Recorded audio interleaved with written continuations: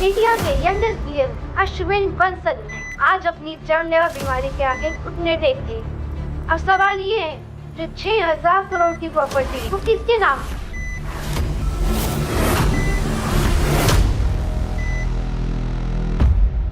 ये देखो, पूरी दुनिया में इसकी मरने की खबरें छप रही हैं और ये यहाँ जीने की उम्मीद लिए बैठा है। जो उम्मीद नहीं छोड़ रहा है उसको दुनिया छोड़ने पे मैं मजबूर करूंगी। तुम्हें किडनी की क्या जरूरत है? तुम्हारे पास वैसे भी कम टाइम है। तो हम सोच रहे हैं कि तुम्हारी किडनी निकाल के तुम्हारे भाई रॉनी को लगा दो। Kidney transplant? वैसे अब हमारा टाइम वेस्ट मत करो, इस पे और 6,000 करोड़ की प्रॉपर्टी पे साइन करो। अपनी सारी जायदाद अपनी माँ के नाम करो। आप ही कैसे कर सकते हो? आप मेरी माँ हो। बदनसीबी से तुम जिंदा हो तो सिर्फ अपने बेवकूफ बाप की बदौलत। डिवोर्स के बाद वो हर महीने तुम्हारे नाम पे मुझे पैसे बेचता था, तभी अब तक तुम्हें जिंदा रखा, नहीं तो तुम्हें मैं कब से मार देती। लेकिन आप तो कहती थी कि पापा मुझसे नफरत करते थे, वो मेरी फिक्र नहीं करते थे। अपने फायदे के लिए झूठ बोलना तो इंसान की फितरत होती है। इंसान नहीं, हैवान है आप। और तू कौन है? जिस बाप ने पूरी जिंदगी तेरी इतनी चिंता की, उसे तूने अकेला छोड़ दिया। बाईपास सर्जरी अभी नहीं की तो आपके पिताजी नहीं बचेंगे, इसमें आपके साइन चाहिए। ध्यान से पढ़िए डॉक्टर, इसमें लिखा है कि करीबी रिश्तेदार, और मेरा इनसे कोई भी रिश्ता नहीं है दूर दूर तक। अब ये मरे जिए मुझे फर्क नहीं पड़ता। ऊपर वाला सब कुछ देख रहा है बाप। अब तो सारी दुनिया देखेगी मिसेस तृप्ति बंसल को करोड़ों की मालकिन बनते हुए। टाइम वेस्ट मत करो, बी अ गुड बॉय।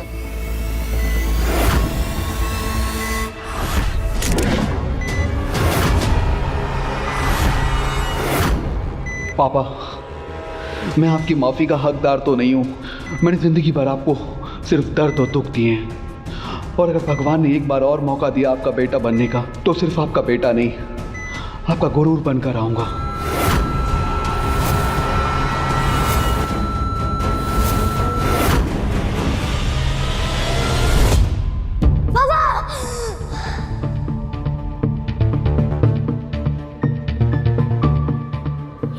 ये मैं यहाँ कैसे आया?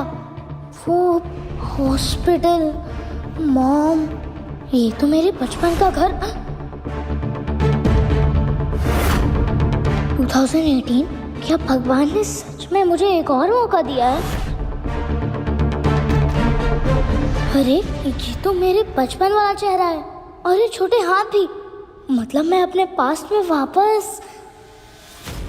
मैं ना अब ये शादी में बिल्कुल नहीं रह सकती। मॉम डैड की वो बचपन वाली लड़ाइयाँ। ये लो डिवोर्स पेपर, और इसे अभी के अभी साइन करो। तुम इतना सेल्फिश कैसे हो सकती हो? आशु का तुम्हारे बिना क्या होगा? आशु को एक माँ की जरूरत है ना। और मुझे चाहिए फ्रीडम, पैसे। लाइफ में ना मैं कुछ बनना चाहती थी, और तुमने मुझे सिर्फ एक माँ बना के रख दिया है। तुम्हें ना तुम्हारी जिंदगी और तुम्हारे बच्चे की जिंदगी मुबारक हो। इसका मतलब भगवान जी ने सच में मुझे सेकंड चांस दे ही दिया। शौर्य, सोच क्या रहे हो? मुझे ना अभी के अभी डिवोर्स चाहिए।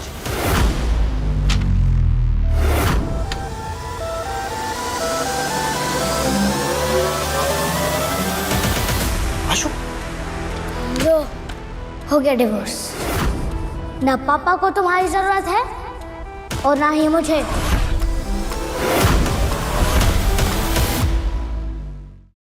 आशु, ये क्या किया तुमने? जबरदस्ती का प्यार जानलेवा होता है पापा। आशु, करण अंकल है ना, वो खानदानी रईस है। उनसे मैं जब शादी करूंगी ना, तो मेरे सारे शौक पूरे होंगे। कोई बात नहीं, जाओ, मैं अपने पापा के लिए नई वाइफ और मैं अपने लिए मम्मी नंबर 2 ढूंढ लूंगा, जो तुमसे लाख गुना सुंदर और अच्छी होगी। अब तुम दोनों बाप और बेटे सड़ो इस कूड़ेदान में।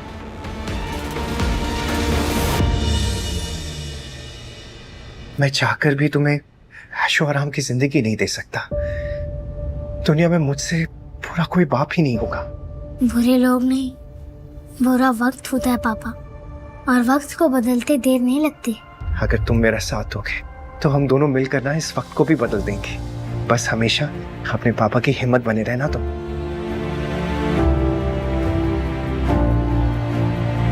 आशु, कल से तुम्हारा स्कूल शुरू होने वाला है ना, तो तुम्हारी नई किताबों और तुम्हारी यूनिफॉर्म के लिए बस इतने ही पैसे हैं पापा के पास। बहुत है पापा। तुम्हें भूख लगी होगी ना, तुम्हारे लिए कुछ खाने के लिए बनाता हूँ। हाँ? इस बार आपको अकेला नहीं छोड़ूंगा पापा।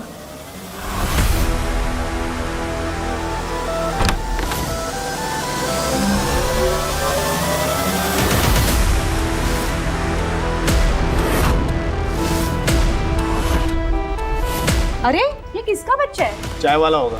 क्या छोड़ू, दो कड़क चाय लेके आ। कड़क चाय नहीं, कड़क नोटों का सौदा करने आया।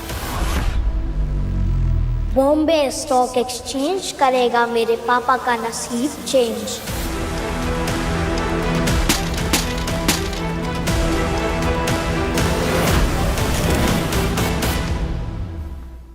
चलो नाश्ता कर लो आशु। आशु, गुल्लक। इंस्पेक्टर साहब, पैसे गए तो गए, पर मेरे बेटे को कुछ नहीं होना चाहिए। एक बस वही है मेरा जीने का सहारा।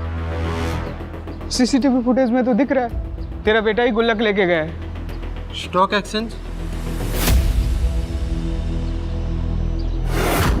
आशु, तुम क्या करने वाले हो? पैसे कम थे और इस मित्तल गोल्ड स्टॉक से मैं 50 गुना पैसे बना लूंगा। पापा की तकदीर बदलने के लिए यहीं से शुरुआत करना ठीक होगा।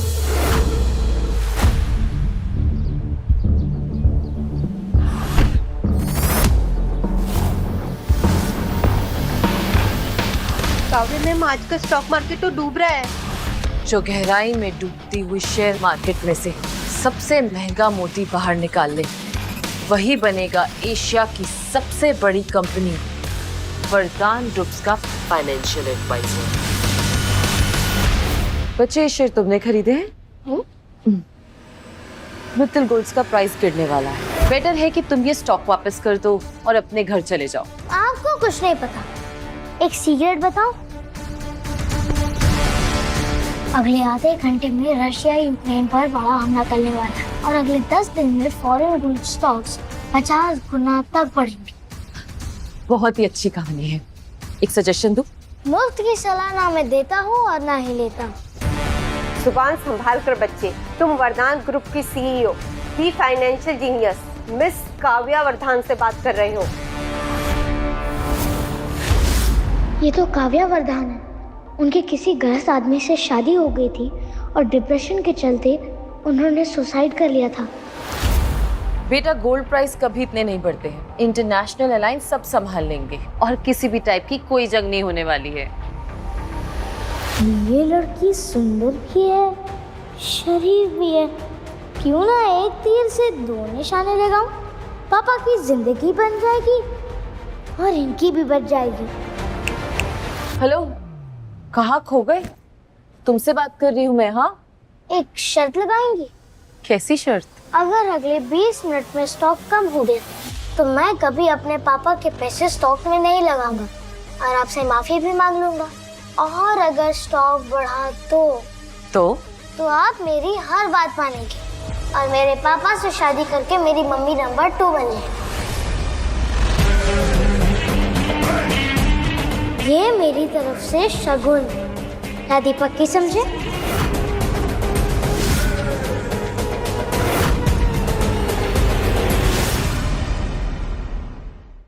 मुझे तुम्हारी शर्त मंजूर है, मगर हाँ, अगर तुम हार गए तो तुम अपने पापा के पैसे कभी वेस्ट नहीं करोगे और यहाँ से सीधा घर चले जाओगे। प्रॉमिस? प्रॉमिस।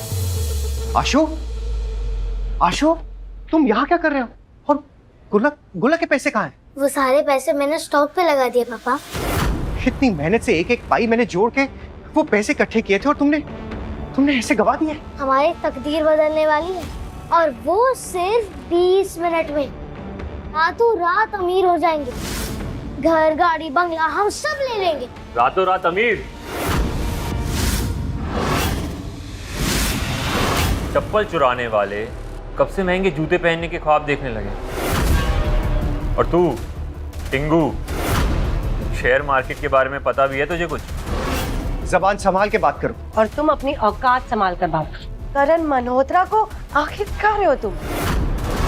बाहर मार्केट में न्यूज है कि एक बेटे ने बाप के सारे पैसे लंगड़े घोड़े पे लगा दिए। अभी पता चला कि वो तो तुम दोनों हो। मेंढक होकर आसमान तक छलांग मारना चाहता है। अच्छा वाह, तुम दोनों के साथ ना मैंने अपना रिश्ता तोड़ दिया, नहीं तो मैं भी एक मजाक बनकर रह जाती। गरीब भले ही हम, पर सस्ते में तुम जैसी पट गई। बहुत जुबान चलती है तेरी। स्टॉक की स्पेलिंग भी आती है? STOCK। क्या कर रहा है? बातें बात हो गई, अब तुम्हारी पोल खोलने का टाइम आ गया। आ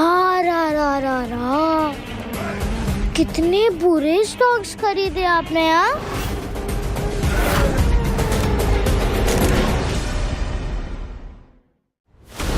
सुने टिंगू, सिर्फ पैसे लगाना शेयर मार्केट नहीं है। घोड़े पे दाव लगाने से ज्यादा इंपॉर्टेंट है उस खेल की समझ होना। असली खेल वही है, समझा? और वो देख, तेरा स्टॉक तो नीचे ही गिरता जा रहा है। और वैसे भी गंदी नाली के कीड़े ना समुंदर के रास्ते नहीं ढूंढते हैं, वो गली के गटर में ही रहते हैं। शौर्य, मेरी मानो ना तो तुम इसे किसी सिग्नल पे बैठा दो और तुम भी आजाद हो जाओ। बस 10 मिनट नहीं 5 मिनट और, फिर देखते हैं स्टॉक बढ़ेगा और तुम सब हमारे पैरों में गिर जाओगे। ऐसा तो ठीक है, एक शर्त लगाते हैं। नहीं आशु, कोई शर्त लगाने की जरूरत नहीं। चलो हम यहाँ से चलते हैं। बेटा, तुम्हारे पापा बिल्कुल ठीक कह रहे हैं। स्टॉक वॉक भूल जाओ, पापा के साथ घर जाओ और अपनी पढ़ाई पे ध्यान दो। छोटे पैकेट में बड़ा धमाका हुआ, कुछ ही देर में पता चल जाएगा। आशु चलो। रुको पापा, अब तक बेटा सीखता था और बाप सिखाता था, आज से बेटा सिखाएगा और बाप सीखेगा।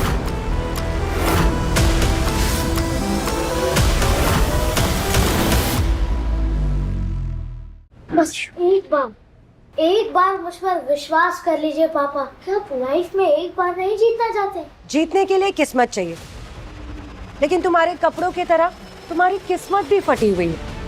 बाप भिखारी तो बेटा जुआरी। वाह। शुक्र है मैंने इसकी कस्टडी नहीं दी, वरना मेरे पैसे भी जला देता। करण, तुम ना जीनियस हो, जो इसका असली रंग तुमने पहले ही देख लिया। और मैं तो हैरान हूँ कि मेरे कोख से ऐसा बच्चा पैदा हुआ है। तुम्हारी गलती नहीं है डार्लिंग, इस शौर्य के खून में ही गंदगी है। और एक भिखमंगे का बेटा तो द्वार ही निकलेगा ना। सही है, चुपचाप निकल जाए यहाँ से। हार जीत का तो पता नहीं आशु, पर आज किसी के दांत जरूर टूटेंगे। गार्ड्स! अरे हटो तुम। क्या बात है पापा? शौर्य, तुम पागल हो गए हो क्या? पागल हो गया हो या नहीं, तुम्हें क्या फर्क पड़ता है? और आशु बिल्कुल सही कह रहा है, हमेशा हम हारे क्यों? पापा, आज के बाद आप कभी नहीं हारेंगे, चाहे कुछ भी हो जाए। मैं आपके नाक नहीं कटने दूंगा। बोलो करण, कैसी शर्त लगानी है तुम्हें?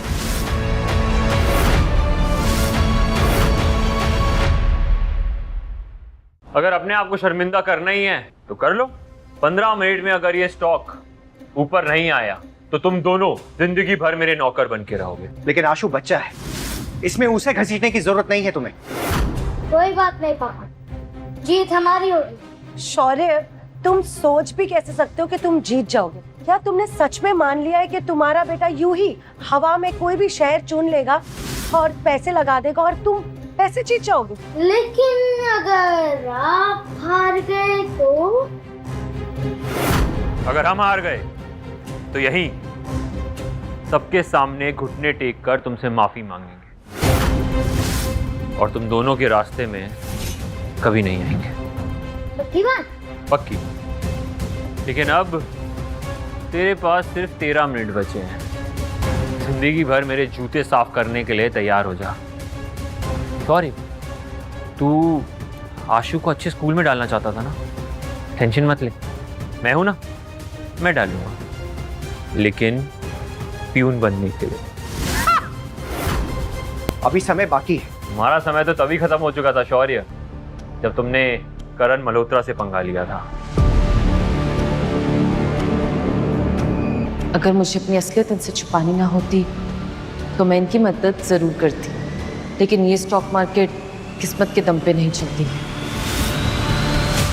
समय खत्म हुआ आशु, जूते साफ करने के लिए तैयार हो? आशु को इसमें घसीटने की कोई जरूरत नहीं है, उसकी नादानी समझ के उसे छोड़ दो। ठीक है, इसे माफ कर दूंगा, लेकिन तू अभी सबके सामने मेरे जूते चाटेगा। क्या हुआ शौर्य, तू तो कहता था बेटे के लिए जान भी दे देगा, तो घुटने टेक, चाट मेरे जूते, दिखा कितना प्यार करता है तू अपने बेटे से। मैं झुकने के लिए तैयार हूँ। पापा, छुपने का जमाना गया, अब दुश्मन के गुरूर को अपने ऊपर लाने का वक्त आ गया। अटेंशन प्लीज, आज मित्तल गोल्ड स्टॉक की कीमत में 50 गुना की भारी उछाल आई है। सभी शेयर होल्डर्स तुरंत ध्यान दें।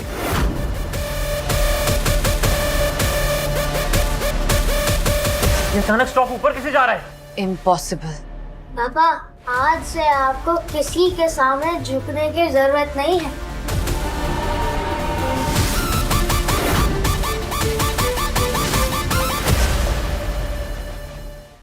What the hell is happening?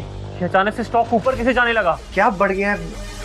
हमारे हौसले का कद बढ़ गया है पापा। हमने सच में पैसे कमा लिए, मतलब वो 50 गुना हो गया। अपनी खुशी को रोक के रखिए पापा, क्योंकि अगले एक हफ्ते में ये 2.5 लाख 5 करोड़ तक जाएंगे। 5 करोड़? लेकिन ये कैसे पॉसिबल है? रशिया और यूक्रेन के बीच वॉर शुरू हो गई है, इसलिए फॉरेन गोल्ड के प्राइसेस तेजी से ऊपर जा रहे हैं। आई डोंट बिलीव दिस, इन फकीरों के पास इतने पैसे। शायद भूल गई है मॉम के नाम पे धब्बा कि फकीर के हाथ में भी किस्मत की लकीर होती है। और आपके नए हस्बैंड घुटने टेकने के लिए तैयार है ना? ज्यादा मत उड़ बच्चे, उड़ते हुए परिंदों के पर काटने की आदत है मुझे। आप पर कौन भरोसा करेगा? प्रॉमिस तो पूरा नहीं किया आपने। लगता है तुझे तेरी औकात दिखानी पड़ेगी। गार्ड, इसकी टांगे तोड़ दो और समुंदर में फेंक दो। रुक जाओ।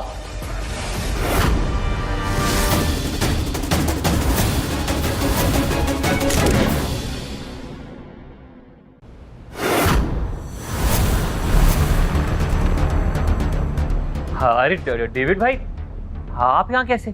क्यों, तुमसे परमिशन लेके आना चाहिए था? अरे नहीं, मैं तो बस यूं ही पूछ रहा था। हाँ, हम बस निकलने ही वाले थे, हम चलते हैं। चलो भाई।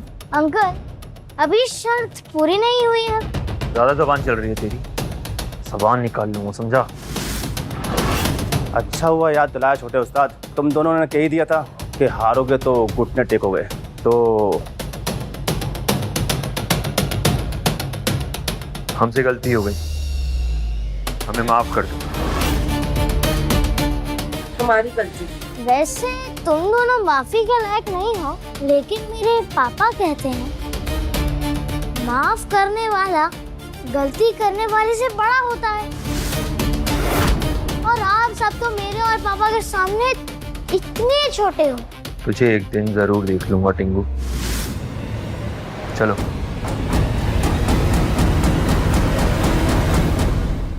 थैंक यू डेविड, तुम जा सकते हो। मैंने सुना था कि एक पल में किस्मत बदलती है, और आज देख भी लिया। I am impressed. जी, आपका बहुत बहुत शुक्रिया, आपने हमारी इतनी मदद की। थैंक यू से काम नहीं चलेगा। मैं वरदान ग्रुप्स में आपको फाइनेंशियल एक्सपर्ट की पोजीशन देना चाहती हूँ। कल आपको मेरे साथ इंटरनेशनल फाइनेंशियल समिट में चलना होगा, एक एक्सपर्ट बन के। जी, फाइनेंशियल समिट, यानी उस खजाने की चाबी जिसने पहले जिंदगी में मेरी लाइफ बदल दी थी। इस बार ये खजाने की चाबी आपकी होगी पापा। ये है मिस काव्या वर्धान, वर्धान ग्रुप की सीईओ। वर्धान ग्रुप? पापा, आप इन्हें सिर्फ काव्या बुला सकते हैं, वो भी पूरे हक से। क्या बात कर रहे हो तुम? अब माफ कीजिएगा, ये मजाक करने की आदत है इसकी। No issues. Ma'am, Rihan Singhania जाने माने फाइनेंशियल एक्सपर्ट हैं, और वो हमारे एडवाइजर बनने को भी तैयार है। हम सिंघानिया के साथ बिजनेस नहीं करेंगे। वो हमारा बिजनेस एंड एसेट्स हड़पना चाहते हैं। उनके साथ बिजनेस करना मतलब शेर के मुंह में हाथ डालना। Not possible.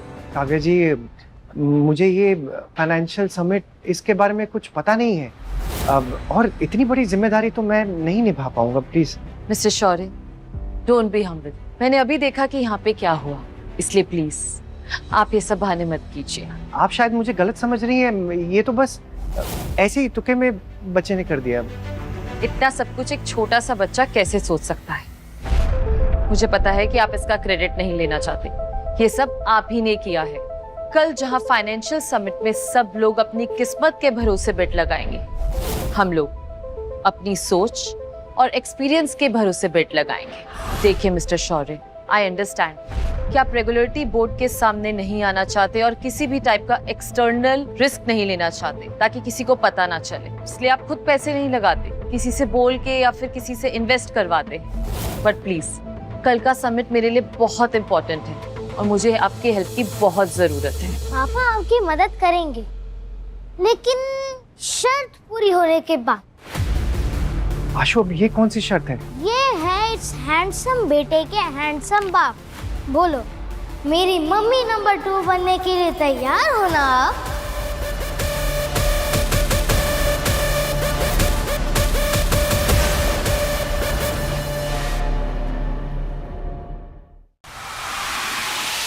करण, कहीं हम गलत तो नहीं है?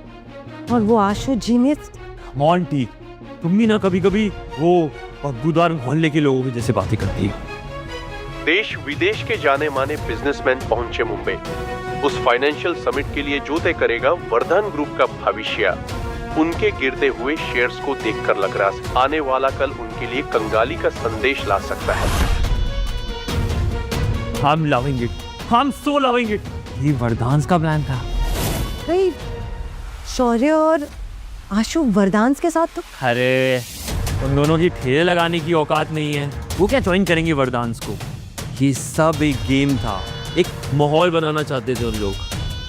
अभी मैं सोचूं, उस भिखारी शौर्य को डेविड, उनका हेड सिक्योरिटी गार्ड, बचाने क्यों आया? करण, that's why I love you। तुम ना यहाँ पे सबसे ज्यादा समझदार।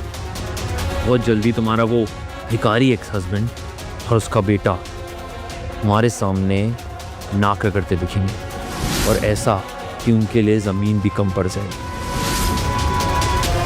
Let's go.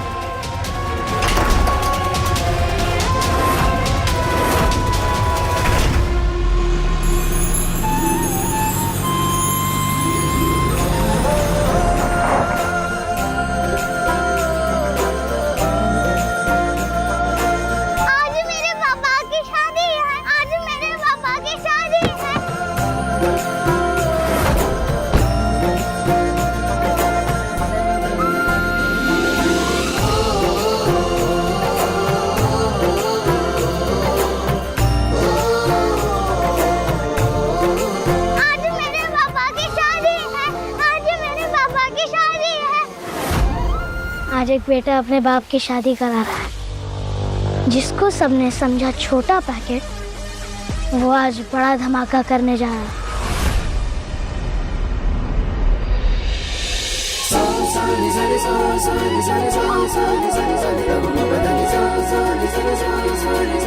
शादी मुबारक मम्मी नंबर 2। थैंक यू बेटा, मैंने अपना वादा पूरा किया और आज आपको फाइनेंशियल समिट पर आकर अपना वादा पूरा करना है। सेब। पापा, मम्मी नंबर 2 कितनी स्मार्ट है और ब्यूटीफुल भी। लेकिन आज जब समिट में मैं कुछ बोल ही नहीं पाऊंगा तो नया नया जो ये रिश्ता जुड़ा है ना, ये भी वो तोड़ देगी। पापा, ये रिश्ता कभी नहीं टूटेगा, कभी नहीं।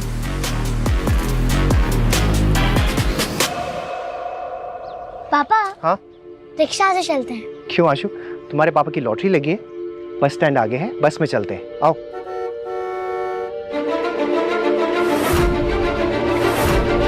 लग गई लॉटरी। लगता है आज आपका राजयोग शुरू हुआ।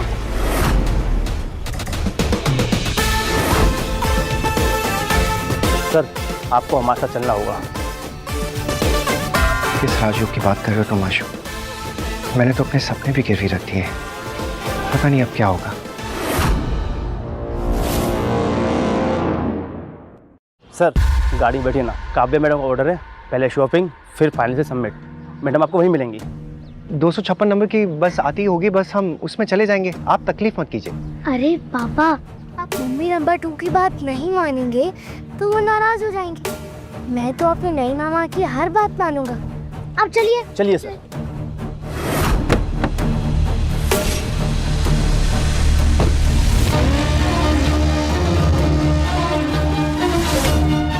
पापा कैसी फीलिंग आ रही है? क्या पोस्टर निकला हीरो जैसी आ रही है ना?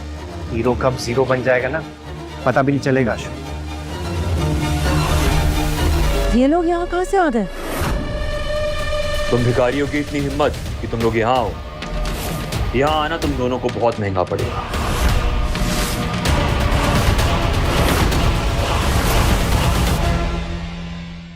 आपको क्या लग रहा है मिस्टर मल्होत्रा, ये फाइनेंशियल समिट आपके बाप की जागीर है? शौर्य, जबान संभाल कर बात करो, वरना क्या माउंट के नाम पे धप्पा? फिर से कोई शर्त लगा के घुटने टेकने वाली हो क्या? क्यों बेकार में अपनी बेइज्जती करवा रही हो तुम? ये गली का कुत्ता और ये चूहा बहुत फुदक रहे हैं। आज इनका सामना शेर से होगा। लगता है आपने शेर और चूहे की कहानी नहीं सुनी अंकल। ये तो वही दो लोग हैं ना जो कल शेयर मार्केट में अपना जादू दिखाया था। अरे कल इनका नसीब अच्छा था, हर दिन किस्मत थोड़ी साथ देती है। शौर्य, तुम अभी के अभी करण से माफी मांगो, नहीं तो तुम और तुम्हारा बेटा यहाँ से जिंदा नहीं जाएंगे। आशु बिल्कुल सही कहता है, मॉम के नाम पे धप्पा ही हो तो। नहीं मानती मैं अपने आप को इसकी माँ। तुमसे शादी करना और इसे पैदा करना मेरी जिंदगी की सबसे बड़ी बेवकूफ़ी। सही कह रही हो तुम। वैसे भी जिसने रिश्तों को छोड़कर दौलत अपना ली हो, उससे बड़ा बेवकूफ़ तो कोई नहीं सकता। बस बहुत हो गया, अभी मेरे सामने घुटने टेक कर माफी मांग लो, वरना क्या? वरना मैं तुम्हें अपनी हैसियत और तुम्हारी औकात दिखाने पे मजबूर हो जाऊंगा। औकात की बात तुम कर रहे हो, जो कल एक छोटी सी शर्त नहीं जीत पाया। शौर्य, वो तो छोटी सी बाजी थी, बड़ी बाजी तो तब हुई थी जब मैं तेरी नाक के नीचे से तेरी बीवी को निकाल कर गया। अंकल,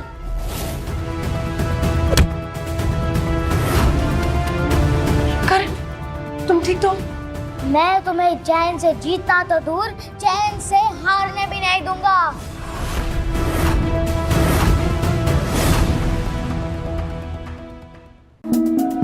मैम, शौर्य सर और आशु आए हैं। Okay, let's go. शौर्य, संभालो अपने बदतमीज बच्चे को, नहीं तो अंजाम अच्छा नहीं होगा। मेरे पापा तुम जैसों की धमकियों से डरते नहीं है। आशु, बस बहुत हो गया। सही कह रहा है, बस बहुत हो गया, अब तुम्हें बाहर फेंकवाने का टाइम आ गया है। गार्ड्स, रुक जाओ। आखिर मैं भी तो देखूं कि किसमें इतनी हिम्मत होगी जो मेरे पति और बच्चे पे हाथ उठाना चाहते हैं।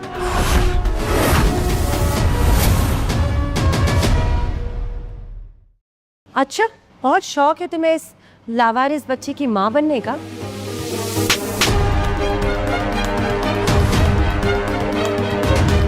इस थप्पड़ को याद रखना, आज के बाद मेरे बेटे को लवारिस कहना तुम जैसी औरत को बहुत महंगा पड़ेगा। सिर्फ नाम की नंबर 2 हो, बाकी हर तरफ से नंबर 1। तुमने शौर्य से शादी कर ली, जिस आदमी को मैंने कचरे की तरह फेंक दिया था। मुझे बहुत ही तरस आता है तुम जैसी औरतों पे, जो शौर्य जैसे पति की इज्जत नहीं कर सकी। भूल गए तुम लोग किसके लिए काम करते हो? मारो इन्हें।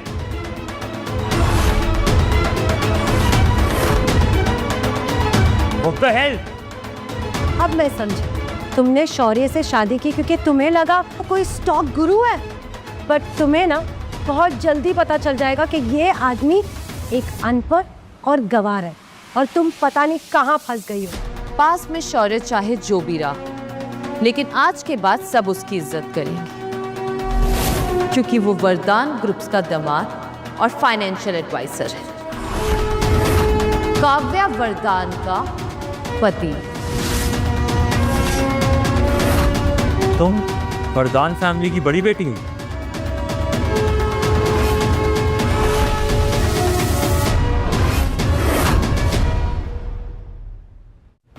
ये कैसे हो सकता है? एक राह चलते आदमी से काव्या वरदान ने शादी कर ली? देखो काव्य, मैं समझता हूँ तुमने इससे शादी कर ली। पैरों की जूती को सर पे रखने से वो सर का ताज नहीं बन जाता। फिलहाल अपने सर को तो तुम्हें बचाना चाहिए जूतों से, क्योंकि जिसकी बैलेंस शीट खुद ही लाल है वो शेयर होल्डर्स को प्रॉफिट बनाना क्या सिखाएगी? Whatever। प्रेम काव्या, मैं तुम्हारे शेयर होल्डर्स को बता दूंगा कि तुमने इस राह चलते आदमी को अपना फाइनेंशियल एडवाइजर बना दिया है। फिर देखता हूँ कितना भरोसा करेंगे वो तुम।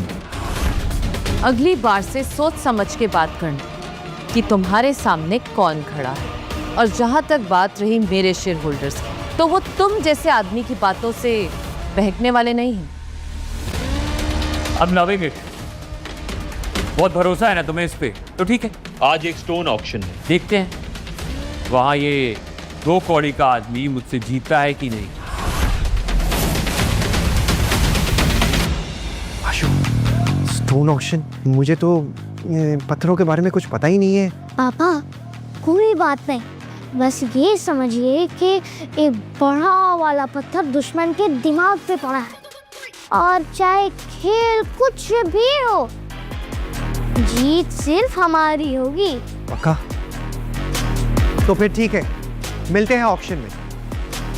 अब होगी पार्टी शुरू।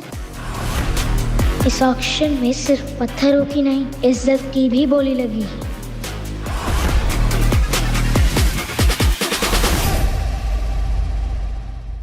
पार्टी अभी शुरू नहीं होगी, पार्टी तो तब शुरू होगी जब पैसे लगे। बोलो, लगाते हो 10 करोड़ की शर्त? हाँ, मुझे मंजूर है।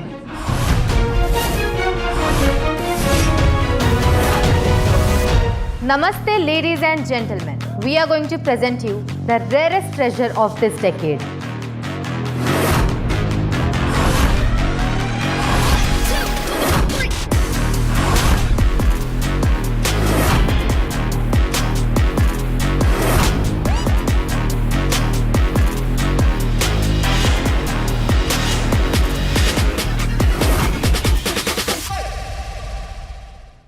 ये सिर्फ पत्थर नहीं बल्कि चाबी है,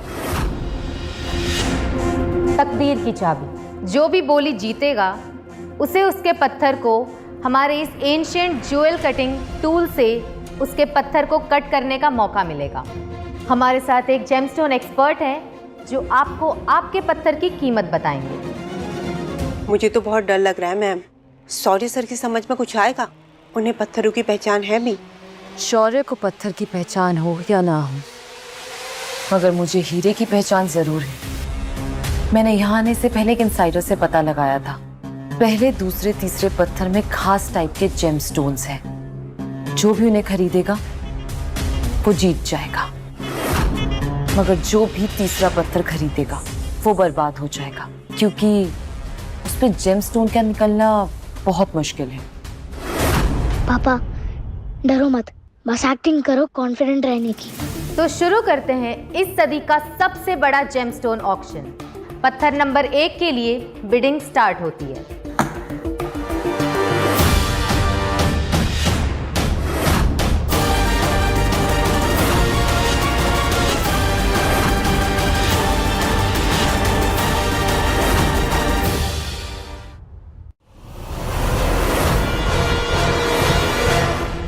आशु, मुझे तो पसीने आ रहे हैं, घबराहट भी हो रही है। एक काम करते हैं, यहाँ से निकल लेते हैं। अरे पापा, और आप चिंता मत करो, मैं हूं ना। आशु, तुम बहुत जिद्दी हो गए हो। अभी तुम स्कूल में हो, ये सारी जो मनमानी करनी है ना, कॉलेज जाते हुए करना। आपको क्या पता पापा, मैंने अपने कॉलेज के दिनों में इन पत्थरों के बारे में रिसर्च की है। इन्हें पता नहीं कि बहुत जल्द ही ये अमीर बनने वाले हैं। पत्थर नंबर 1 के लिए बिडिंग स्टार्ट होती है 10 लाख से। 80 लाख, 80 लाख 1, 80 लाख 2, 80 लाख 3। पत्थर नंबर 1 सोल्ड।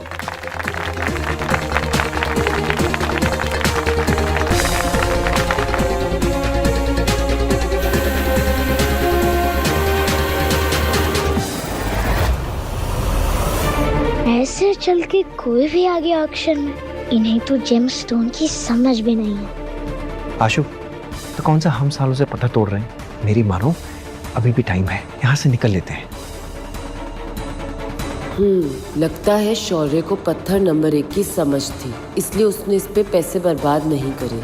लगता है कि वो सीधा बड़ा दाव खेलना चाहते हैं। अब आता है पत्थर नंबर 2।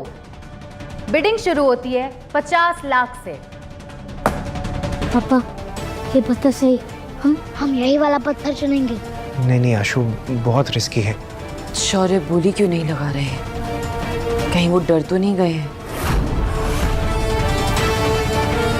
मैम, करण ने हाथ उठाया है। 1 करोड़ 20 लाख।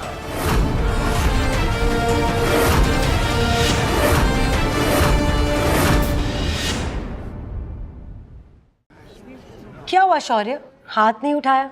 ओह, मैं भी ना बिल्कुल भूल गई। तुम जैसे सड़क छाप आदमी को पत्थर की कहां से पहचानोगे?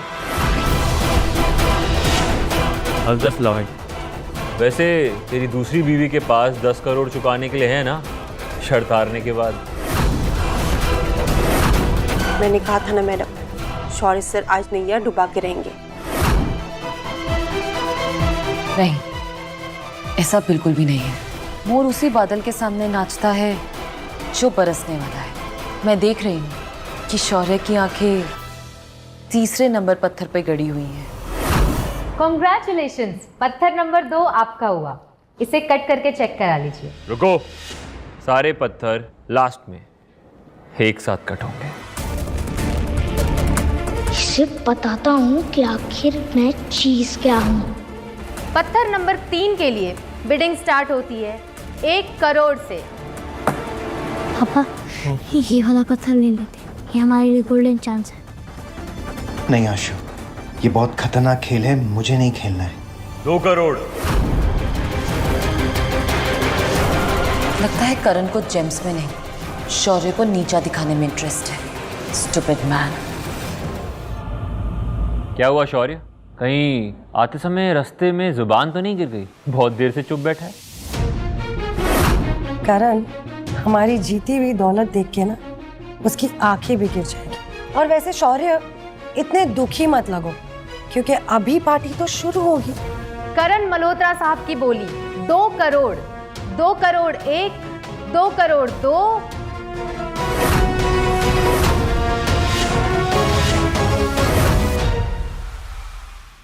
गौर से सुन लो सब लोग, ये तीसरा पत्थर मेरा है।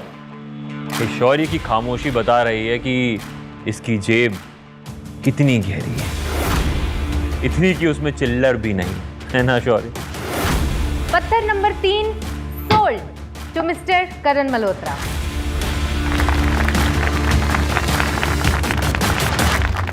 अब ये तो होना ही था, जब शेर दहाड़ता है ना तो भौंकते कुत्तों को चुप होना ही पड़ता है ना? I'm just loving it। इन दोनों का चेहरा देख के ना मेरी जीत की खुशी दुगनी हो गई। शायद आपकी आंखों को चश्मे की जरूरत है अंकल। ये अभी भी एक पत्थर बाकी है। सुन रहे, ये जो चौथा पत्थर है ना, वो किसी काम का नहीं है। इस धरती पे बोझ है, बिल्कुल तेरी बाप की तरह।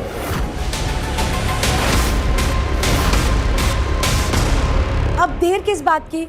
ऑक्शन तो करण जीत ही गया है ना, तो अनाउंसमेंट भी कर दो। नो मैम, रूल्स के हिसाब से आखिरी पत्थर के बाद ही विनर डिसाइड होगा।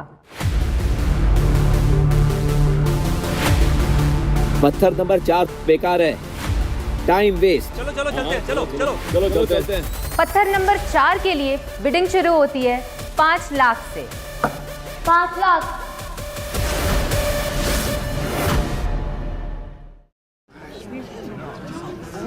शौर्य ये वाला पत्थर क्यों ले रहा है? आशु, ये क्या बेवकूफ़ी है?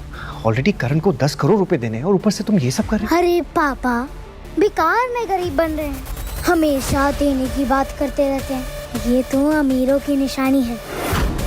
अभी ये सब मत सोचिए, बस थोड़ा सा भरोसा रखिए मिस्टर। तो आखिर बाप बेटे ने अपना मजाक उड़ाने के लिए सारी तैयारी कर ही ली। हो मॉम के नाम पे धब्बा।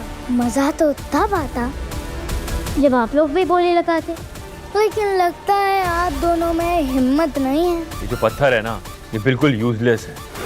इसका मतलब है मैं ऑलरेडी जीत चुका हूँ, समझा? 5,01,000, 5,02,000, 5,03,000। पत्थर नंबर 4 सोल्ड, शौर्य बंसल के नाम।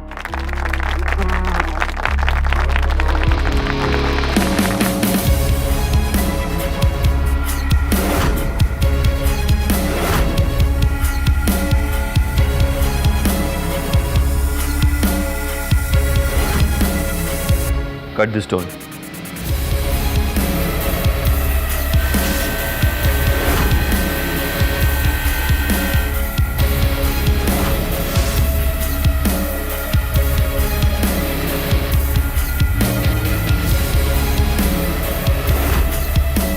इसे भी काटो।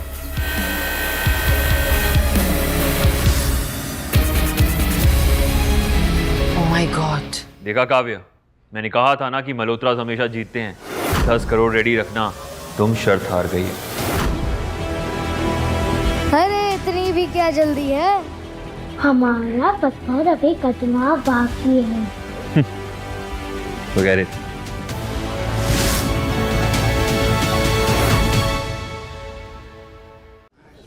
पापा, इन हीरो की तरह आपका भी चमकने का टाइम आ गया। जाइए स्टेज पर, जाइए। वरदान इंडस्ट्रीज के फाइनेंशियल एडवाइजर के लिए जोरदार तालियां। और उनकी इज्जत के पकोड़े तलने के लिए जोरदार गालियां। मम्मी नंबर 2, हमें जीतेंगे। पापा पर भरोसा रखो। मैं जानती हूँ बेटा, वैसे तो मैं इतनी जल्दी किसी पे भरोसा करती नहीं हूँ, और अगर भरोसा कर लूँ तो जिंदगी भर वो भरोसा अटूट रहता है।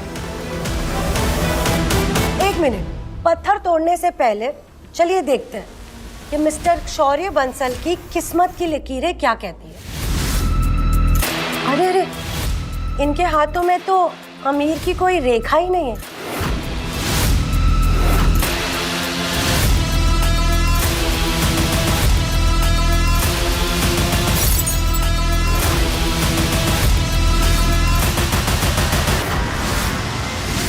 लकीर अगर नहीं है तो मैं खुद बनाऊंगा, और अगर मेरी किस्मत में अमीर बनना नहीं लिखा है तो मैं किस्मत को ही मिटाकर अपनी किस्मत नहीं लिखूंगा।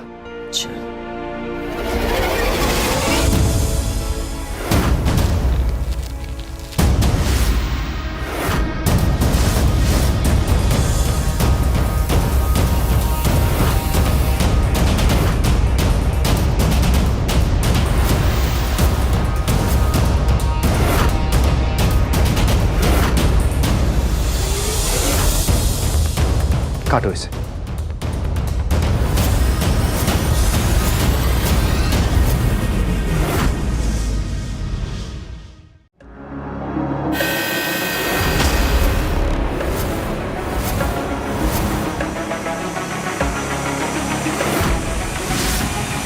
लेडीज एंड जेंटलमैन, कहानी में ट्विस्ट है जिसकी किसी ने उम्मीद भी नहीं की थी। और एक और खास बात, ये कोई ऐसा वैसा जेमस्टोन नहीं, दुनिया में सबसे कम पाया जाने वाला टैंजनाइट है। ऐसे स्टोन्स हजारों सालों में एक बार पाए जाते हैं, और इनमें से एक एक की कीमत कम से कम करोड़ों की होगी।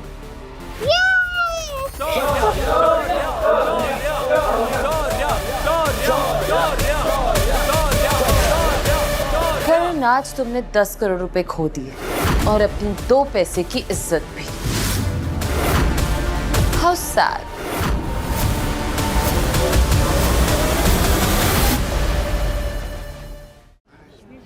नहीं, ऐसा नहीं हो सकता। ये ना, ये सब नकली है। दोबारा चेक करो। शौर्या जी, मान गए आपकी नजर को। सही पहचाना आपने, असली वैल्यू वहीं और में थी। नजर अच्छी है, तभी तो इन्होंने मेरी मम्मी नंबर 2 को चुना है।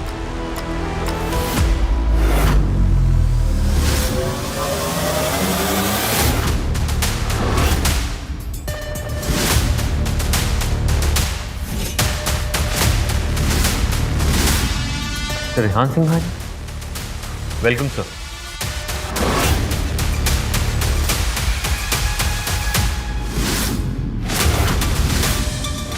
करण किसी और के सामने झुक गया।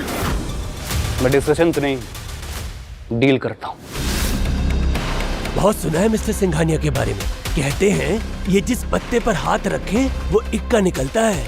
सुना है काव्या ने रिहान का रिश्ता ठुकरा दिया था। लगता है वो यहाँ काव्या और वरदान ग्रुप से बदला लेने आया है। इस पत्थर के सारे जेमस्टोन्स अब मेरे हैं। शायद तुम भूल रहे हो कि वरदान के ऑक्शन। बेटर होगा कि तुम यहाँ से चले जाओ।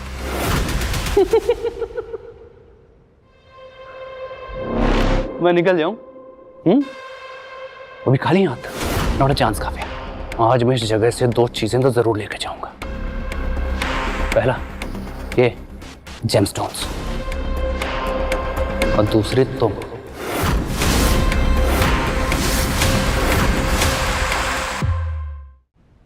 ये जेमस्टोन तुम्हारे नहीं, मेरे पापा के हैं। वो हमने जीते हैं। बेटा सब कुछ ऑक्शन नहीं होता। ये जेमस्टोन जिस माइन का है उसे सिंघानिया फैमिली ने खरीद लिया है। अब ये हमारी प्रॉपर्टी है, तो उसको ऑक्शन करना हमारे परमिशन के बिना अब इलीगल है। सर हमारे पास ऑफिशियल परमिशन पेपर है, ये देखिए। रियली?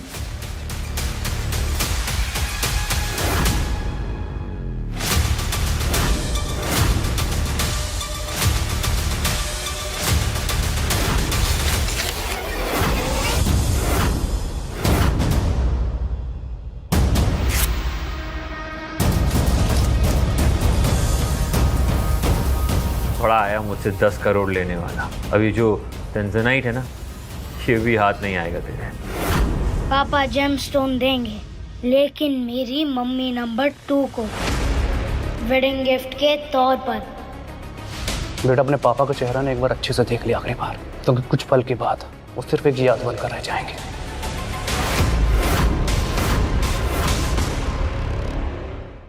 ये टेंजनाइट मेरे पापा मम्मी नंबर 2 को भी दो। तुम सच में टेंजनाइट मुझे देने वाले थे? वाह क्या मजाक है यार। मतलब तुमने इस आदमी के लिए मेरा रिश्ता ठुकराया था। हो क्या गया है तुम्हें काव्या? कर क्या रही हो तुम? हाँ, इस आदमी के लिए मैंने तुम्हारा रिश्ता ठुकराया था, क्योंकि ये अपनी किस्मत खुद बनाना चाहता है, तुम्हारी तरह नहीं जो अपने बाप के नाम पे उछलता है।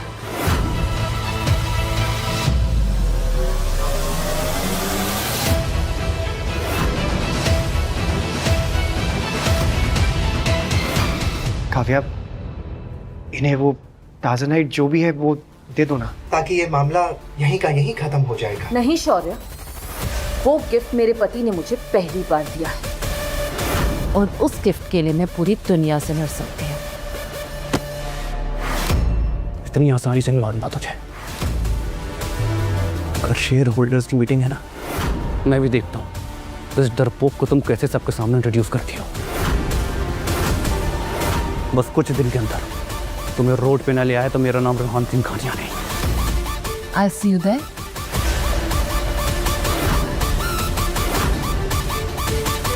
See you soon, शौर्य।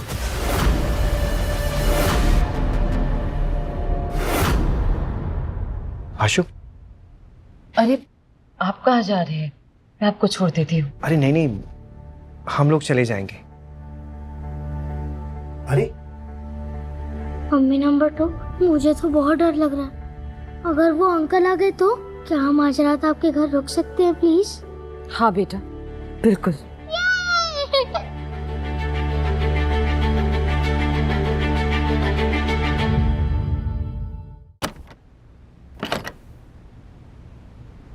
कितना बड़ा घर है, और ये लाइट्स पहले से ऑन क्यों है? बेटा मुझे बचपन से अंधेरे से बहुत डर लगता था, इसलिए घर की सारी लाइट्स हमेशा ऑन रहती हैं। मम्मी अब आपको डरने की कोई जरूरत नहीं है, हम हैं ना आपके साथ। नहीं नहीं आशु, हम यहाँ हमेशा कैसे रह सकते हैं? माना कि इन्हें बड़ा घर नहीं दे सकते रहने के लिए, लेकिन इसका मतलब ये थोड़ी ना है कि मैडम जी के घर पे हम ही रहने आ जाएं। मुझे आप दोनों के यहाँ रहने से कोई प्रॉब्लम नहीं है, और हाँ अब हम दोनों की शादी हो गई है तो प्लीज़ आप मैडम जी कहना बंद करेंगे। अच्छा मैं फ्रेश होके आती हूँ, आप लोग थोड़ा कंफर्टेबल हो जाइए। आओ आशु, बैठते हैं। अरे पापा, आप ही नहीं समझते, मम्मी नंबर 2 सिग्नल दे रही है। मुझे कुछ करना पड़ेगा।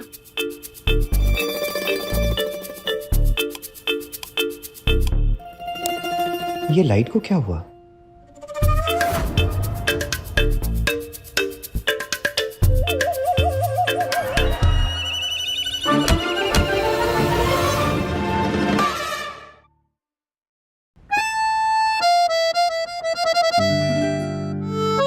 आई एम सो सॉरी, गलती से हो गया। सुखी, लेकिन आप लोग ऐसा कर क्या रहे थे जो कि इन्हें चोट लग गई?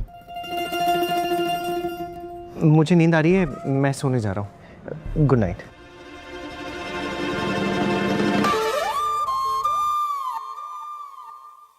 Good morning mummy number 2। Good morning. Poha, upma, आलू के पराठे सब पापा ने बनाए हैं आपके लिए।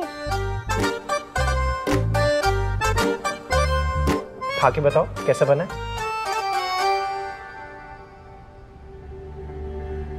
चलो। आप फाइनेंस में क्या कर रहे हैं? आपको तो शेफ होना चाहिए। This is so good. वैसे इस पोहे को खा के मुझे मेरी मॉम की याद आ गई। So good.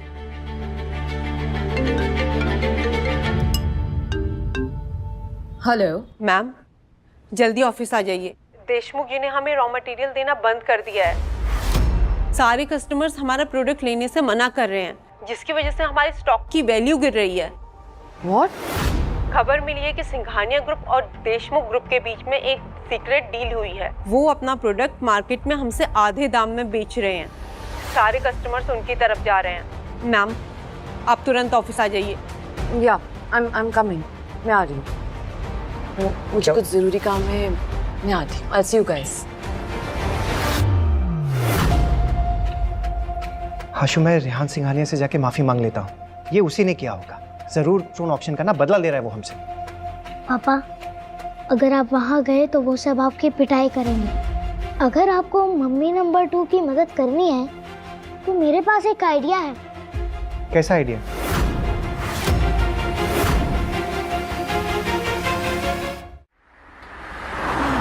आशु, यहाँ ऐसा क्या है जिससे काव्या मैडम की मदद हो जाएगी? अरे पापा, आप बस मुझे ऊपर चढ़ाइए ना।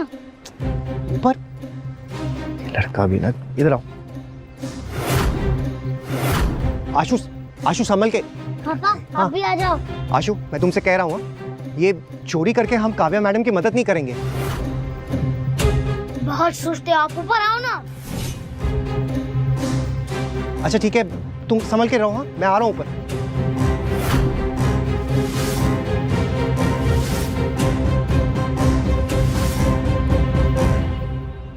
आशु, हम लोग यहाँ पे क्या ढूंढ रहे हैं? तुलजापुर की ब्लेड टेक्निक का सीक्रेट फॉर्मूला। क्या टेक्निक? तुलजापुर की ब्लेड टेक्निक, जो देशमुख फैमिली के विरासत का हिस्सा है, और वो फॉर्मूला अभी भी इस देशमुख पेंशन में ही रखा हुआ है। देशमुख पेंशन? आशु, देशमुख फैमिली से पंगा लेना ना मतलब मौत को दावत देना है। और जयराज देशमुख तो देश के सबसे पुरानी रईस आदमी है। वो हमें जिंदा नहीं छोड़ेंगे। तुम कहाँ ले आए हो? अब चलिए पा। अरे आशु, रुको।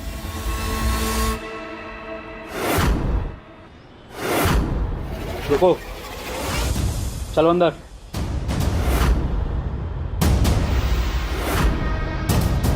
हर आए मेहमानों की खातिरदारी करना देशमुख बहुत अच्छी तरह से जानता है।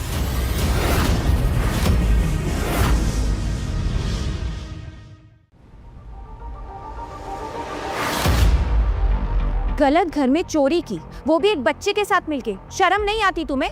इतनी छोटी सी उम्र से अपनी तरह चोर बनाने की तैयारी कर रहा है। नहीं सेठ जी, हमसे बहुत बड़ी भूल हो गई है। तुम दोनों की सारी बातें सुनी मैंने। तुलजापुर ब्लेड के बारे में क्या जानते हो? सब कुछ। चुप रहो तुम। सेठ जी, मैंने कहा ना, हमसे बहुत बड़ी गलती हो गई है। दोबारा हम लोग यहाँ पे आपको दिखाई भी नहीं देंगे। आप प्लीज हमें जाने दीजिए। जयराज के दरबार में वफादारी का इनाम और धोखे की सजा जरूर मिलती है। सेठ जी, मेरा बेटा मेरे साथ है। इसे हमारी नादानी समझकर आप जाने दीजिए प्लीज। दादू, आप कहें तो पुलिस को फोन करूं? नहीं, फैसला और सजा दोनों जयराज खुद देगा। इनकी हड्डियां तोड़ के हमारे भूखे कुत्तों के सामने फेंक दो।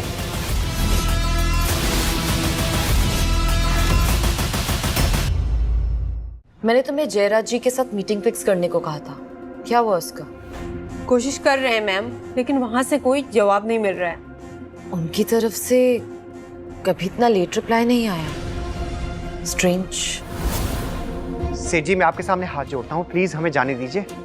जाओगे तो तुम जरूर, लेकिन 4 कंधों पर। आशु, इस बार सच में ना हम लोग बहुत गंदा फंस गए। ये लोग कुछ नहीं बिगड़ पाएंगे। तुम जानते नहीं, ये बहुत खतरनाक लोग हैं। सेठ जयराज देशमुख, तुलजापुर के अटूट धातु का वो फॉर्मूला ना आपके हाथ लगा है। ट्राई जितनी भी करनी है कर लो, लेकिन मैं ही जानता हूँ वराज की बात। अभी भी मारना चाहते हैं हमें? अरे रुको,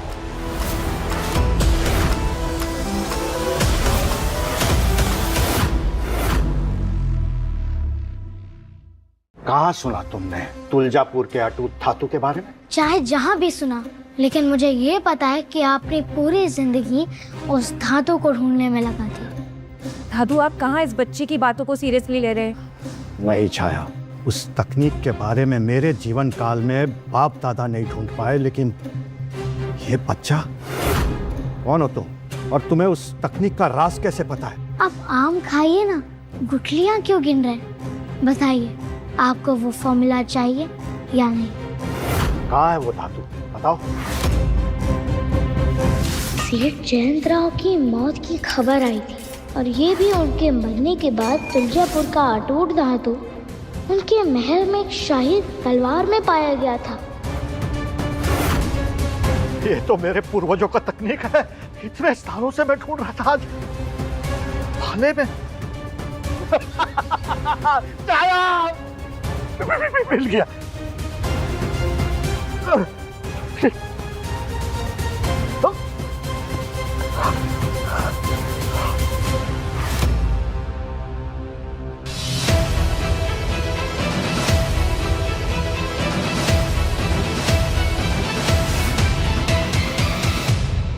मैं आपको वो धातु दे सकता हूँ दादू, लेकिन आपको हमारा एक काम करना होगा। बताओ, 2 धातु मुझे।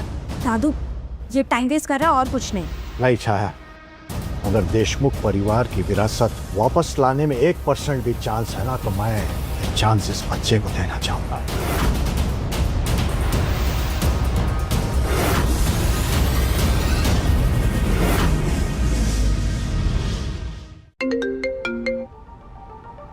हेलो मम्मी नंबर 2, आपकी मदद करने का एक तरीका मिल गया है। हेलो, अब क्या कांड कर रहे हैं शौर्य जी और आशु?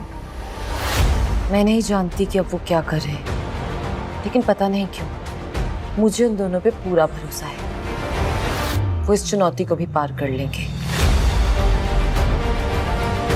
चलो, हम लोग बोर्ड मीटिंग के लिए लेट हो रहे हैं। प्रेसिडेंट काव्या, देशमुख कंपनी ने हमारी सारी डील्स कैंसिल कर दी है। हमारी कंपनी का दिवाला निकलने वाला है। कंपनी को बचाने का एक ही रास्ता है, आपको रेहान सिंघानिया से माफी मांगनी होगी। कंपनी को बचाने की मैं पूरी कोशिश कर रही हूँ। हाँ, आपने जो उनका फाइनेंशियल समिट में इंसल्ट किया, इसके लिए वो हमारी कंपनी के लिए मुसीबत खड़ी कर रहा है। हमारी मानिए तो जैसे पहले तय हुआ था वैसा ही करिए और रेहान से शादी करके कंपनी को डूबने से बचा लीजिए। हरगिज नहीं। सिंघानिया और वरदान के बीच में ऐसी कोई डील नहीं हुई थी। ये रेहान की सिर्फ एक तरफा ख्वाहिश है जो कभी पूरी नहीं हो सकती।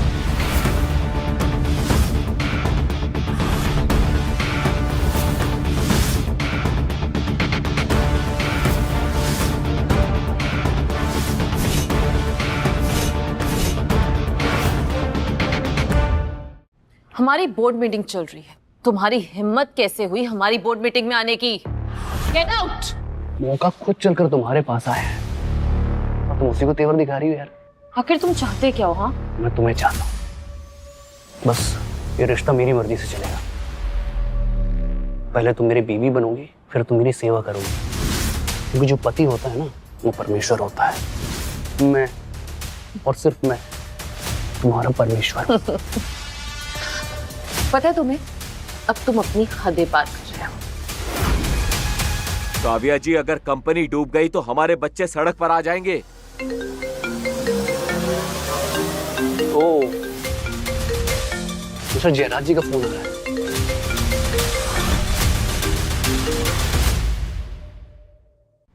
मैम, देशमुख जी तो हमारा फोन तक नहीं उठा रहे हैं और यहाँ वो रिहान को कॉल पे कॉल कर रहे हैं। हाँ जी सर, बोलिए। रियान, तुम कहाँ हो? सर, मैं वरदान के ऑफिस में बैठा हूँ। ठीक है, तुम वहीं रुको, मैं भी वहीं आ रहा हूँ। ऑर्डर के बारे में कुछ जरूरी बात करनी है तुमसे। Okay sir.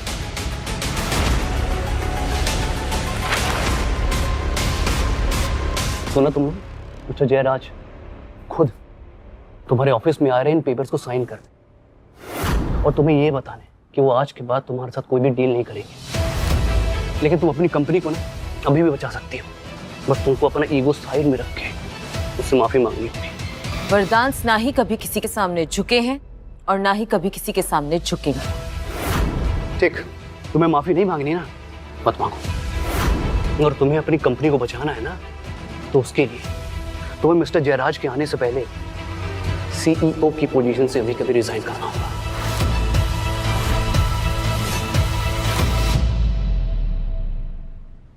अब सोचने जैसा बचा ही क्या है? आप रिजाइन कर दीजिए और कंपनी से चली जाइए। मिस्टर वर्धान ये कभी एक्सेप्ट नहीं करेंगे। उसकी कोई जरूरत नहीं है, मैं आप लोगों की भलाई के लिए खुद ही रिजाइन कर दूंगी।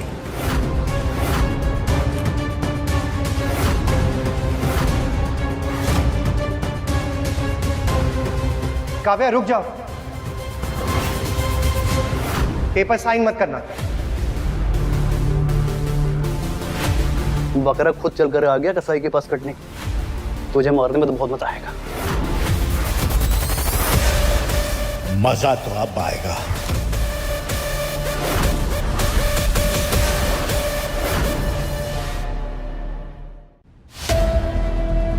सर, अच्छा किया आपने आप आ गए।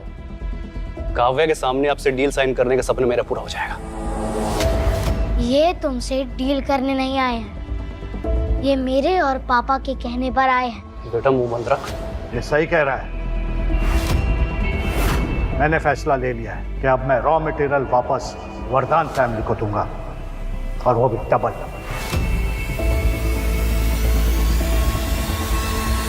सर, अगर मुझसे कोई गलती हुई तो हम बैठ के बात कर सकते हैं सर, लेकिन आप इस तरह अपने वादे से मुकर नहीं सकते। चुप करो, देशमुख तुम्हें सफाई देगा। तुम्हारी इतनी औकात नहीं हुई है बच्चे, और वैसे भी शौर्य तुमसे लाख लाख गुना काबिल है और नेक दिल है, इसलिए ऑर्डर तो इन्हें ही मिलेगा। किसने सोचा था शौर्य सर एक दिन देशमुख सर को हमारा पार्टनर बना देंगे? शौर्य सर तो छुपे रुस्तम निकले। सर, अगर आप साइन कर दे तो? हाँ, हम साइन जरूर करेंगे, लेकिन पहले शौर्य और आशु एक वादा पूरा करें जो हमें दिया है। कैसा वादा?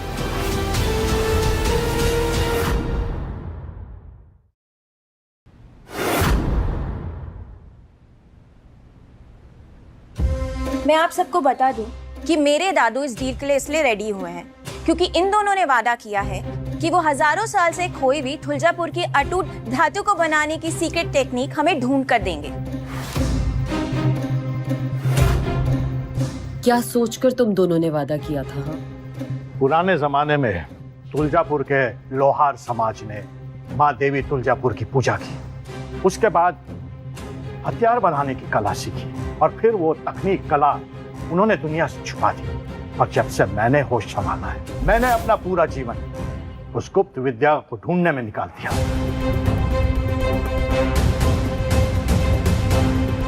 तुम्हारे बेटे के कहने पर हम अपना ये खानदानी हथियार यहाँ पर लेकर आए हैं। तो बताइए, वो सीक्रेट टेक्निक कहाँ है?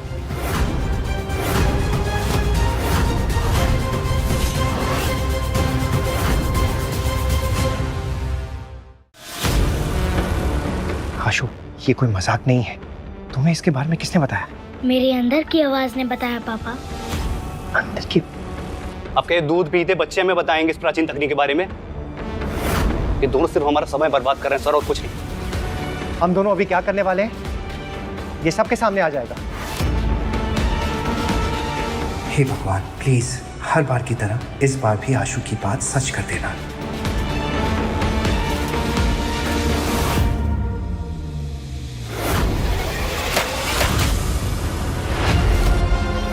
ये क्या किया तुमने? मैं तुम्हें जिंदा नहीं छोड़ूंगा।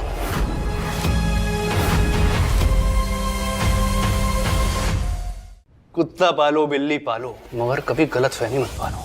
काव्या, तुमने इस आदमी को समझदार समझने की गलतफहमी कैसे पाल ली? देशमुख खानदान जब वादा करता है ना, कहावतें बनती है, और जब सजा देता है तो मिसाल बनती है। मैं तुम दोनों को ऐसी सजा दूंगा कि लोग मिसाल नहीं देंगे, चेतावनी देंगे। एक मिनट, सजा देने से पहले आप अपने इस भाले को दिखेंगे नहीं? बस करो आशु बेटा, पहले ही बहुत नुकसान हो चुका है। और इस नुकसान की भरपाई तो वरदान इस जन्म में तो चुका नहीं पाएगा। उसकी जरूरत नहीं है, इसका फैसला देशमुख परिवार लेगा। गार्ड्स, पकड़ लो इन दोनों को। रुको,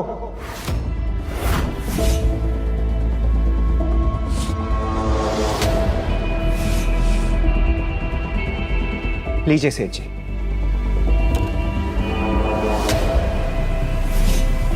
जिसकी आपके परिवार को सदियों से तलाश थी, तुलजापुर की अटूट धातु को बनाने की असली तकनीक।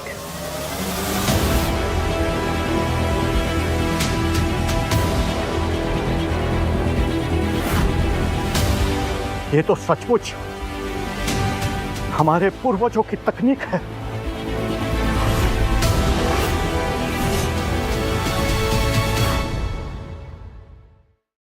दादू, क्या सच में हजारों साल पहले की गुम हुई हुई टेक्निक है?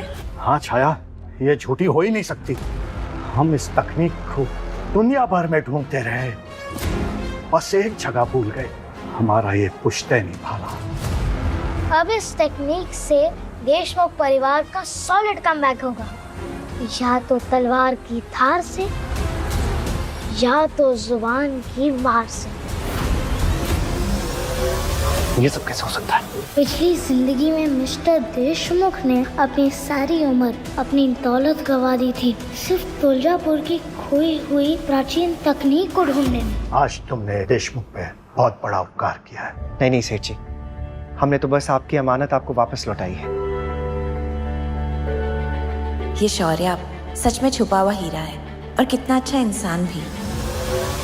ये सब जरूर इसकी कोई चाल है।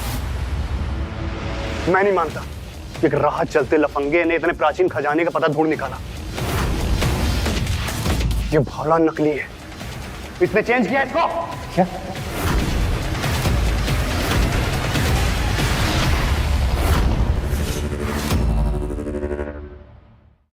तुम होते कौन हो सही या गलत का फैसला करने वाले? हाँ रेहान रुक जाओ, ये एकदम सही कह रही हैं।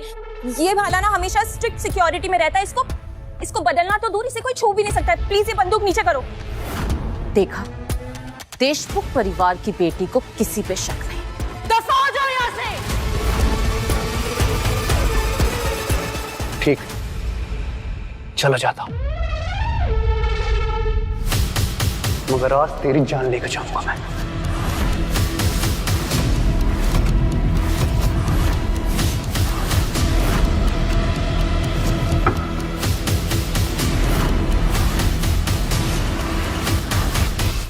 ठीक, आज तो बच गया शौर्य। तेरा दिन था, मगर मेरी बात आज ध्यान से सुन ले। आज के बाद तुझे बर्बाद करना मेरा गुस्सा नहीं है, मेरी जिद है। और रेहान की जिद हमेशा खून से लिखी जाती है। Get out.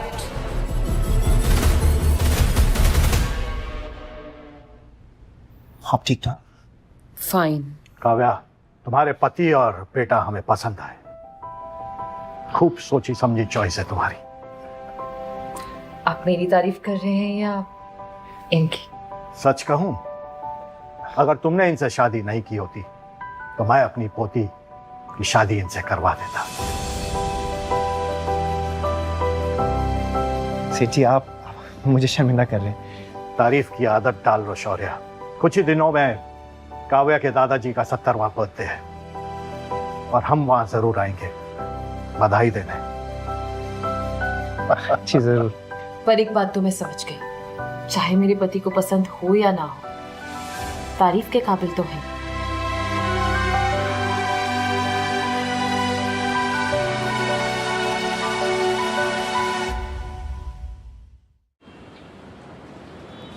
आशु, तुम्हारे दादू के लिए ना हम गिफ्ट एंटीक स्ट्रीट से ही खरीद कर देंगे। यहाँ ढूंढे तो खजाना भी मिल जाए। मैंने इस पे बहुत रिसर्च की है। मुझे तो ये समझ में नहीं आता है कि मैं तुम्हारा बाप हूँ कि तुम मेरे बाप हो। बेटा ही हूँ पापा, वो बेटा जो अपनी गलतियों को सुधारने के लिए वापस आया था। काश आपको पता होता कि यही वो स्ट्रीट है जहाँ से आपके बेटे ने एंटीक किक बनने का सफर शुरू किया था।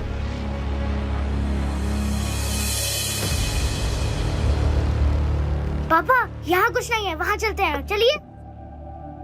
आशु, ये दुकान तो देखने में ही बहुत महंगी लग रही है। ये तो शौर्य बंसल एंटीक स्टोर में एंटीक्स को पहचानना आता भी है इसे। अरे कुछ नहीं, आप चलिए ना, कोई बात नहीं, चलिए ना।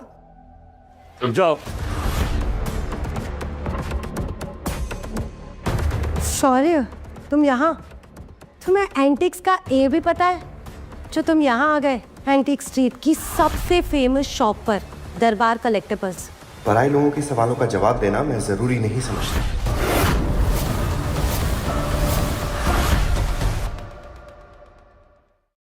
अब पराया बना ही दिया है तो तुम्हारा तमाशा बनाने में भी ना मुझे कोई अफसोस नहीं होगा। किस बात का तमाशा बनाओगी तुम तृप्ति? ये बाजार तो सबके लिए खुला है, यहाँ तो कोई भी आके एंटीक्स खरीद सकता है। शौर्य, मैं तुम्हें बहुत अच्छे से जानता हूँ, तुम्हारी अक्ल भी और तुम्हारी औकात भी, और दोनों ही एंटिक्स के तो बिल्कुल लायक नहीं। और तुम्हें पता, तुम अपने हद से बाहर जा रहे हो। क्या ये औरत शौर्य की पहली बीवी है? ये पता है कि बात की मॉम के नाम पे थप्पा।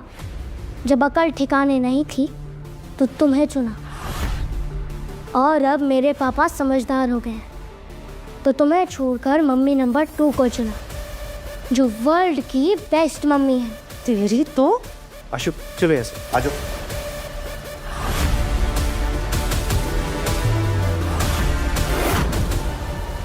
बहुत सारी चीजें हैं यहाँ, है ना? ये नहीं। है? आ जाओ, ये तो देखते। हेलो जी, आप कोई खास चीज ढूंढ रहे हैं? नहीं, बस ऐसे ही देख रहे हैं। फिर आप तो शायद गलत जगह पर आ गए हैं। आपके पास एईए कार्ड है? AEA card? Antique experts association card. अगर आपके पास ये कार्ड है ना, तो आप इस दुकान से कुछ भी खरीद सकते हैं। अरे, मैं तो एईए कार्ड के बारे में बिल्कुल ही भूल गया। अरे ब्रिजेश, जिसके पास डेबिट कार्ड रखने की औकात नहीं है, वो ये कार्ड क्या रखेगा? ये देख, AEA प्रीमियम कार्ड, ये सिर्फ स्पेशलिस्ट को मिलता है। बड़ी बड़ी कंपनीज अपने पसंदीदा लोगों को ये कार्ड्स चुन के, कुछ जैसे रद्दी उठाने वाला ये कार्ड छूने के लायक भी नहीं है, समझा?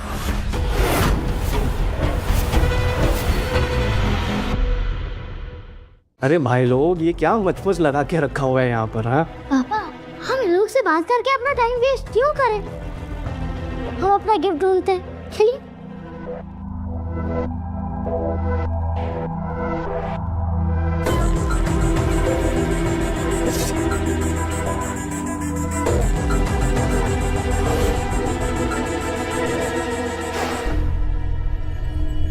आशु, मुझे तो समझ में ही नहीं आ रहा है, क्या ले? समझ के बाहर है ना? इसे कहते हैं बंदर क्या जाने अदरक का स्वाद। और वैसे भी एंटिक्स खरीदना ना रईसों का शौक है। बैंक में 50,000 आ जाने से तुम जैसा भिखारी रईस नहीं हो जाता। पापा, हमें यही तो चाहिए था। आशु, ये तो बहुत ही सिंपल पीतल की चायदानी है, उन्हें पसंद आएगी।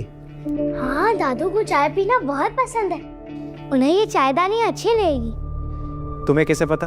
वो मम्मी ने बताया था। तो चलो ठीक है, दादू की पसंद का ही गिफ्ट चुनेंगे।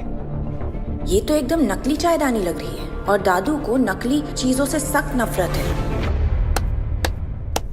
वाह शौर्य, तूने चुना भी तो क्या, एक कटोरा। और बस इसमें ना आप थोड़े से और चिल्लर डालने की बाकी है।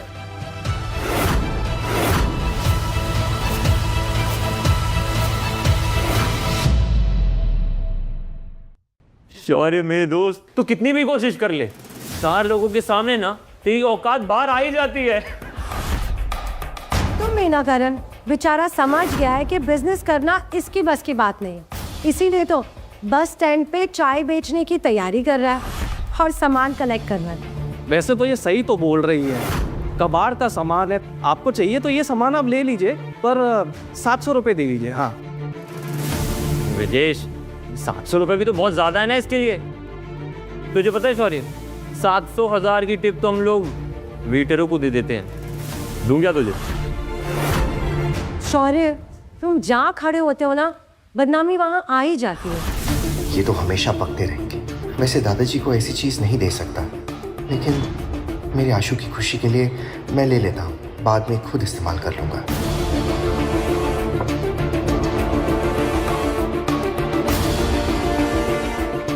ये लीजिए 700 रुपये। शॉपकीपर अंकल, आप बस इस चायदानी पर गर्म पानी डाल दीजिए। गर्म पानी क्यों? वो हमें कुछ चेक करना है। आशु, अब ये क्या नया ड्रामा है? आप इस ड्रामे का मजा लो ना पापा। हाँ? और अंकल आप गर्म पानी डालो, लेकिन अंदर नहीं, ऊपर। डाल दीजिए ना प्लीज।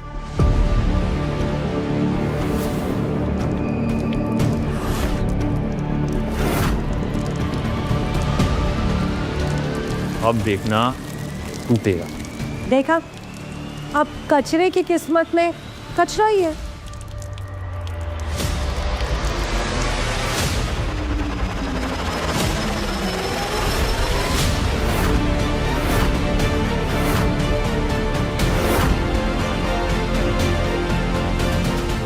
ये तो सूर्यमणि से बनी हुई चायदानी है।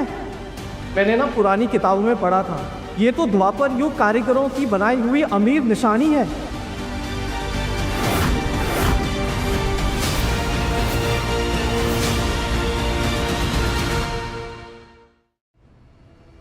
ये तो कमाल हो गया। ये केतली तो अशोका काल की है। नहीं, ये कैसे हो सकता है? अरे तुम भी ना, पता है ना, इस विजेश को तुक्के मारने की आदत है। ये तुक्का नहीं था, मुझे अशोक सम्राट की कहानी खुद पापा ने सुनाई थी। मैंने? और ये शाही चायदानी अशोक सम्राट से मुगलों तक चुराई जा चुकी है। और आपको देखकर दुख हो रहा है अंकल कि आज ये चायदानी हमारे हाथ में है। आशु, मैंने ये कहानी तुम्हें कब सुनाई? इतना तो मुझे भी नहीं पता था। एंटीक सी परख कोई आप ही से सीखे शौर्य भाई। शौर्य ना सिर्फ इंटेलिजेंट बल्कि काबिल और हम्बल भी है। ये करोड़ों की चीज आपको 700 रुपए में ही मिल गई। रुको, ये चायदानी ये नहीं ले जा सकता क्योंकि इसके पास AEA कार्ड नहीं है।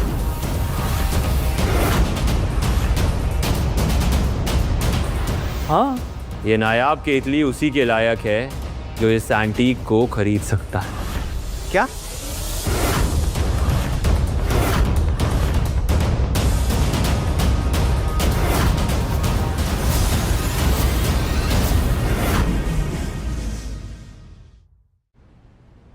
मेरे बेटे की ढूंढी हुई केतली तुम हमसे नहीं छीन सकते करण।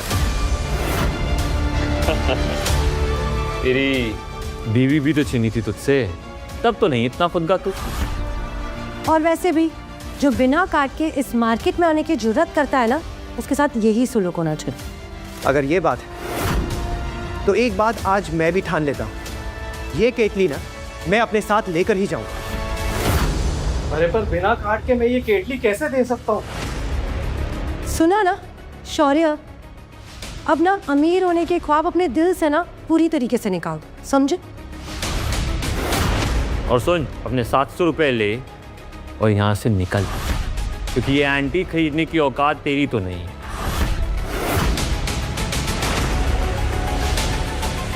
किसने कहा शौर्य की हैसियत नहीं है?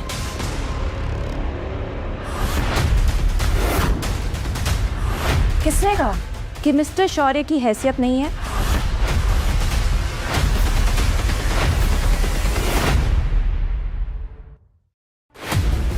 देखा अंकल, कहा था ना कि डूबते को तिनके का सहारा चाहिए। हमें तो सीधा टाइटैनिक ही मिल गया। ये रहा मिस्टर शौर्य का एंटीक एक्सपर्ट एसोसिएशन का प्लेटिनम कार्ड।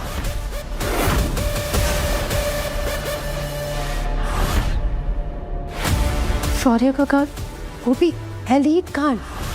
ये कब बन गया? तुम्हारे बेकार से सवाल का जवाब देना मैं जरूरी नहीं समझती। Antique expert association, elite members होंगे। मिस्टर शौर्य को एंटीक एक्सपर्ट कहना तुम्हारी औकात के बाहर है, और उन्हें नकली कहना तुम्हारी हिम्मत के बाहर। ऐसे इस दुनिया में सिर्फ 10 एलीट मेंबर्स हैं। ये कार्ड नकली है, मैं नहीं मानता। एक सेकेंड, तुम क्या कहना चाहते हो? मैं फ्रॉड करने आई हूँ यहाँ पे? यस। जानते भी हो, देशमुख परिवार के ऊपर उंगली उठने से पहले उंगली टूट जाया करती है।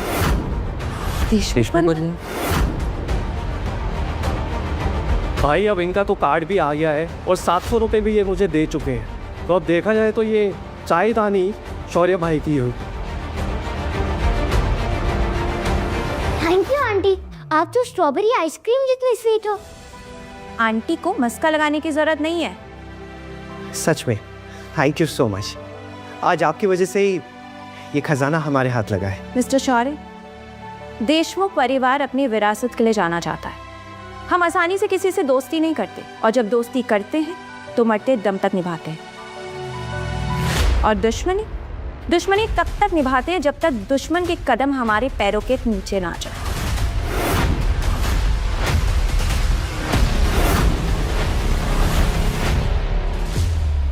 अरे मैडम जी, इन्होंने तो ऐसी एक नायाब चीज ढूंढ निकाली है। आप मानेगा, 20 साल के धंधे में एक ऐसे नायाब एक्सपर्ट जीनियस से आज मैं मिल रहा, और जब ये खबर बाहर फैल जाएगी ना कि देशमुख परिवार के एंटीक एक्सपर्ट ने दरबार कलेक्टेबल से एक अमर निशानी खरीदी है, तो शहर में तहलका मच जाएगा। बकवास है ये सब।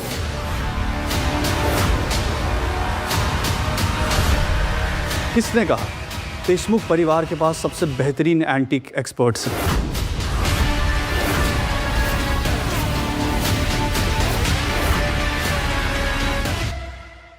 किसने कहा देशमुख परिवार के पास सबसे बेहतरीन एंटीक एक्सपर्ट्स हैं? कमाल अरोड़ा। बस अब इसके आने की देर थी। अरोड़ा फैमिली जो पीढ़ियों से एंटीक का बिजनेस कर रहे हैं, उसका एक लौता वारिस।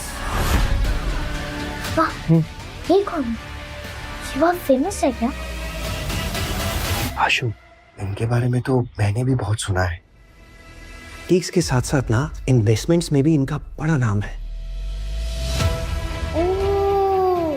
याद आया, जब मैं 17 साल का था तब ऐसा ही एक खानदान मीडिया में बहुत मशहूर हुआ था। सरकार ने उसकी सारी प्रॉपर्टी छीन ली और उन्हें जेल में डाल दिया। उनके एक लौटे बेटे ने फॉरेन इन्वेस्टमेंट्स के साथ हाथ मिलाकर देश को धोखा दिया है। शायद ये वही है। छाया देशमुख, तुम्हें याद है ना, पिछली बार मैंने तुम्हारे सारे एक्सपर्ट्स खरीद लिए, क्योंकि अरोड़ा फैमिली से एंटीक्स के मामले में कोई नहीं भिड़ सकता। लेकिन तुम बाज नहीं आओगे। शायद तुम भूल गए हो मिस्टर अमान, मैंने तुम्हें कहा था बहुत जल्द एंटीक किंग होने का ताज अरोड़ास के सर से देशमुख के सर पे आ जाएगा। चाहे तुम मेरा कितना भी पीछा कर लो, लेकिन मैं हार मानने वाली नहीं हूँ, आगे बढ़ती जाऊंगी। मैं कोई 11 मुल्कों की पुलिस नहीं हूँ जो तुम्हारा पीछा कर रहा हूँ, बल्कि मैं तो तुम्हारा साया हूँ। पर तुम्हारी इस एक्सपर्ट की चॉइस को देख कर ना मुझे तुम्हारी समझ पर डाउट हो रहा है। देशमुख एंटीक्स की जगह कचरा उठाने लग गए। शायद इसीलिए तुम आज तक तुलजापुर वाली तकनीक को नहीं ढूंढ पाए। अरोड़ा फैमिली में तो सब लोग पढ़े लिखे हैं, तो फिर आज का न्यूज़पेपर कैसे नहीं पढ़ा उन्होंने? आज का अखबार? ऐसा क्या आज के न्यूज़पेपर में? ये वही खानदानी तकनीक मेरे पापा ने ढूंढ कर स्ट्रॉबेरी आंटी के दादू को दी है। इस आदमी ने? तुम्हें अभी भी इन पर डाउट है तो कर लो एंटिक्स में इनसे मुकाबला। तो कर लो मुकाबला। मुकाबला करते हैं, जो इस हॉल में सबसे महंगी पेंटिंग ढूंढेगा वो जीतेगा। बोलो, है मंजूर? मंजूर।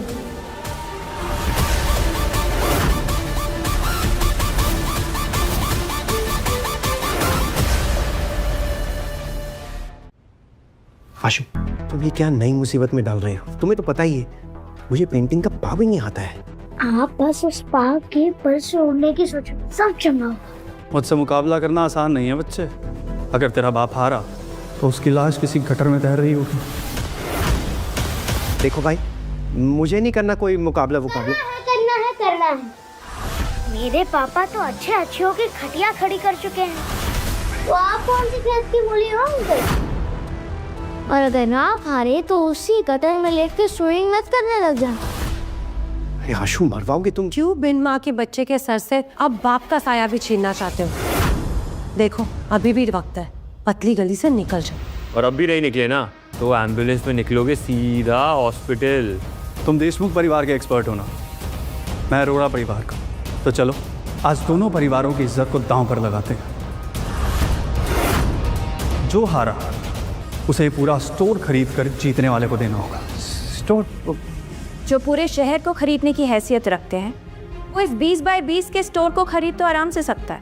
हमें ये शर्त मंजूर है। लेकिन छाया जी, अगर मैं शर्त हार गया तो? शर्त हारना कोई बड़ी बात नहीं है, लेकिन शर्त को ठुकरा कर मैं अपने परिवार की इज्जत नहीं हरा सकती।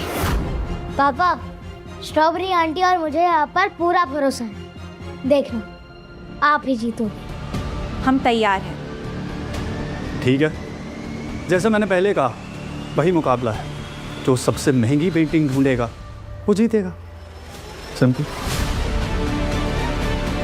काबिलियत भी इसकी, इलाका भी इसका, पर जीत हमारी होगी।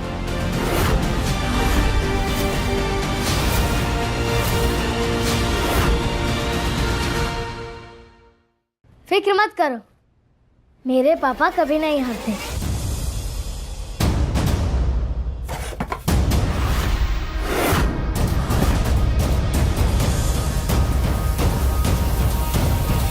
ये होती है मास्टर कॉम्पोजिशन। ब्रश स्ट्रोक्स क्या कमाल के हैं। ये मुगल काल की आर्ट है। ऐसी पेंटिंग मुगल काल के एक पेंटर गालिबुद्दीन बनाते थे। ये उन्हीं की पेंटिंग है। कमाल है। ये हमारे दरबार कलेक्टिबल्स की शान है। ये एक यूनिक आइटम है। कम से कम 10 करोड़ की कीमत तो होगी इसकी। जब ये यहाँ की सबसे कीमती एंटीक है तो मुकाबला तो खत्म हो गया। शौर्य, सुना, इट्स गेम ओवर। इतनी भी क्या जल्दी है? मेरे पापा ने तो अभी तक चुनना शुरू ही नहीं किया। शौर्य अब नहीं जीत पाएगा। बाकी पेंटिंग्स 20 लाख से कम की लगती हैं या नकली। शौर्य के पास अब जीतने का एक भी मौका नहीं। अरे अपने फादर को बोल, थकने की जरूरत नहीं है, गेम ओवर हो चुका है। That is the most expensive antique. कोई बात नहीं कर रहा। जब कश्ती डूबती है ना तो चूहे सबसे पहले दौड़ते हैं। अरे जैकपॉट!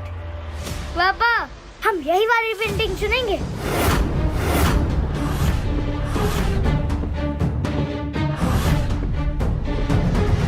क्या कलाकारी है, आर्टिस्ट ने दिल निकाल के रख दिया। ये मेरे नजरों से कैसे छूट गई? लगता तो पूरा ओरिजिनल है। शायद पुरानी स्याही का इस्तेमाल हुआ है। ठीक है, ये सच में। एक मिनट पापा, ये लीजिए पापा, पानी पीजिए।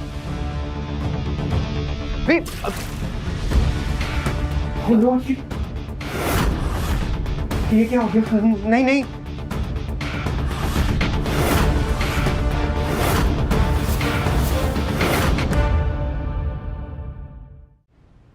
हे माता रानी, ओरिजिनल पेंटिंग तो करोड़ों का होता है और आपने ऐसे ही बर्बाद कर दिया। देखा आपने?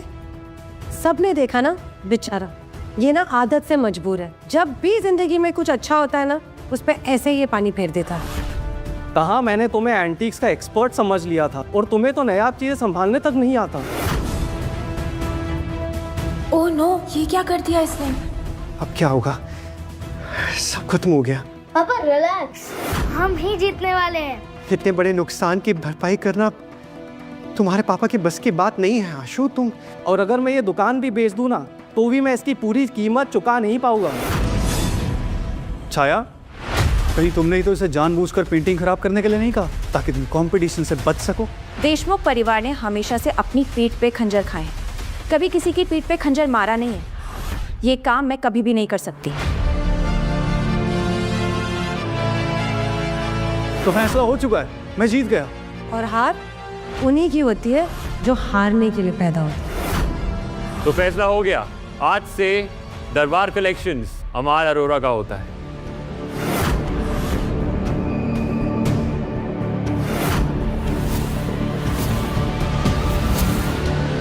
ये पेंटिंग तो अनमोल है।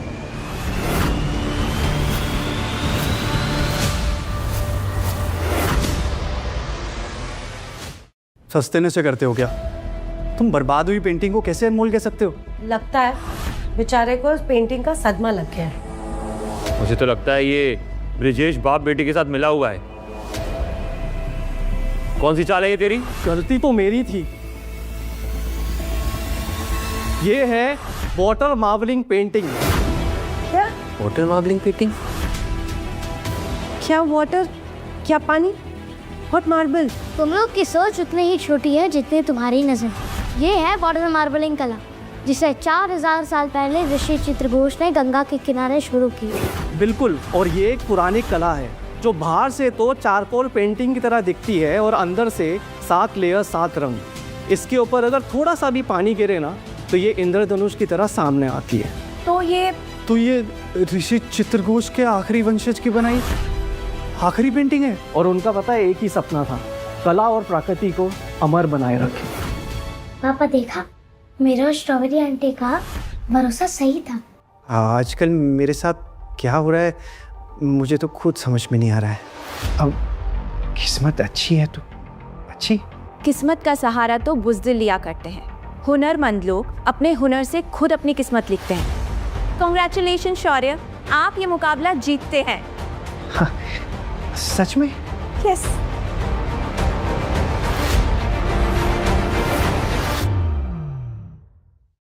जानती थी एक ना एक दिन मुझे ये नज़ारा ज़रूर देखने को मिलेगा, जब अरोड़ा खानदान का वारिस मिस्टर अमाल अरोड़ा हारेगा। ज़्यादा बोलने की ज़रूरत नहीं है।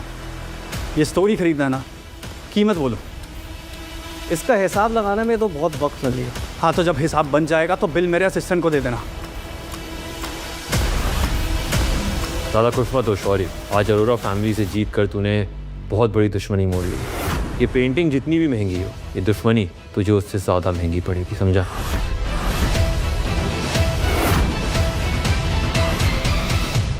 आगे चलकर मिस्टर शौर्य देशमुख परिवार के एंटीक बिजनेस का चेहरा बनने वाले हैं। तब देखते हैं कौन किस पे भारी पड़ता है। तुम पहले स्टॉक एक्सचेंज, फिर तुलजापुर की प्राचीन तकनीक और अब एंटीक्स। मुझे तो विश्वास ही नहीं हो रहा। अरे ये तो बस शुरुआत है मॉम के नाम पे धप्पा। अब होगी पार्टी शुरू। कहीं आज मुझे छोड़ने का अफसोस तो नहीं हो रहा तुम्हें तृप्ति? एक मिनट, ये धुआं कहाँ से आ रहा है? समझ में आया, अफसोस के साथ जलन भी हो रही है। तुमने ना ये सब टैलेंट मुझसे छुपा के रखा क्योंकि तुम अकेले ही ऐश करना चाहते थे ना अपनी जिंदगी में। थैंक यू सो मच शौर्य जी, आज आपने मेरे परिवार पे इतना बड़ा एहसान किया है। नहीं छाया जी, मैं तो बस गिफ्ट लेने आया था। वैसे मेरे दादाजी को ना पेंटिंग्स बहुत पसंद है। इफ़ यू डोंट माइंड, ये पेंटिंग आज के लिए मैं अपने घर ले जाऊं ताकि उन्हें दिखा सकूं। हाँ हाँ, ले जाइए, कीजिए। जानती हूँ शौर्य, काव्या से तुम्हारी शादी सिर्फ एक कॉन्ट्रैक्ट है। अब तुम्हें हासिल करने से मुझे कोई नहीं रोक सकता। लीजिए ना, जितना मर्जी हो आराम से इस पेंटिंग को देखिएगा। लीजिए। थैंक यू सो मच शौर्य। अब वैसे बहुत लेट हो गया है ना, मैं आप दोनों को घर छोड़ देती हूँ। उसकी कोई ज़रूरत नहीं है, अपने पति और बच्चे को मैं खुद ले जा सकती हूँ। 2।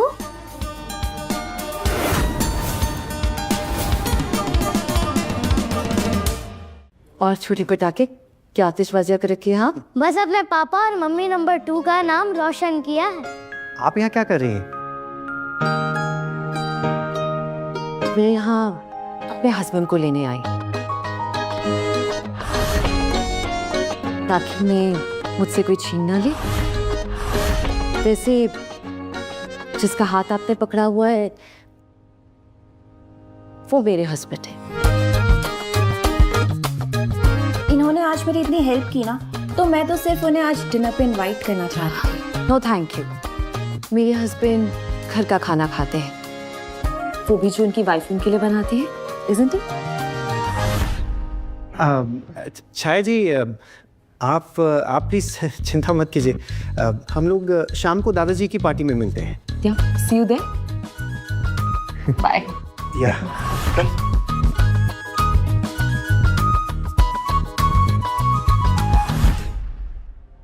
करण, कुछ करो करण। मैं नहीं चाहती कि वो 2 टके का आदमी हमसे जीत जाए। बारिश के कीड़े बारिश में कितना भी उछल लें, बारिश के बाद उनका खेल खत्म।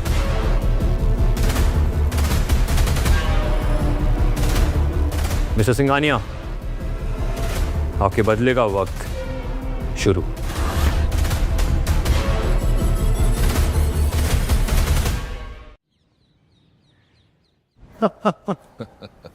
आज तो मैं भगवान से कुछ और मांग लेता, वो भी मिल जाता मुझे।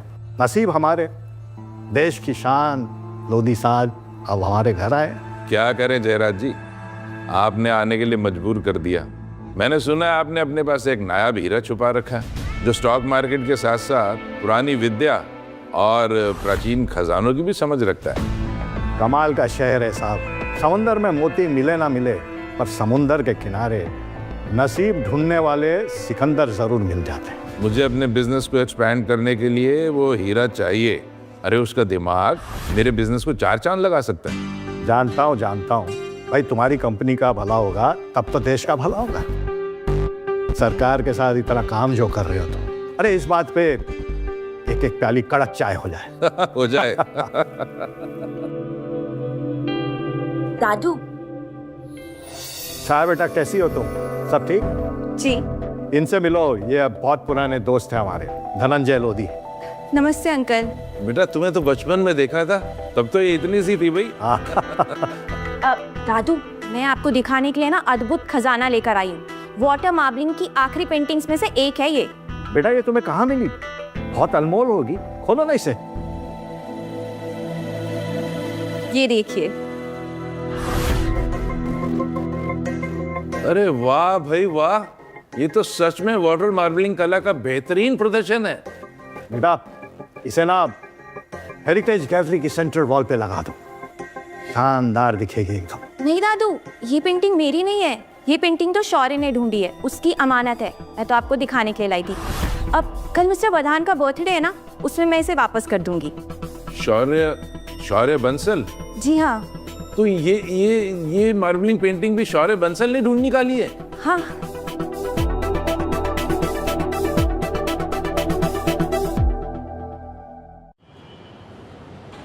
यहाँ आकर पार्टी में 4 चांद लगाने और मेरे जन्मदिन को खास बनाने के लिए आप सबका बहुत बहुत शुक्रिया।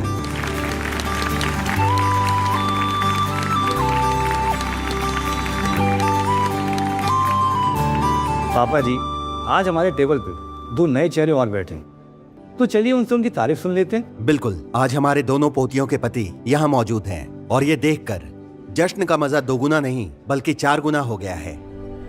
नमस्ते दादाजी, मेरा नाम शौर्य है। ओह, तो ये है मेरे जीजा जी। और ये जो इनके बगल में बैठा है, ये बच्चा कौन है? जी, ये मेरा बेटा है अश्विन, प्यार से हम इसे आशु बुलाते हैं। काव्या, ये मैं क्या सुन रही हूँ? तुमने एक तलाकशुदा एक बच्चे के बाप से शादी की है?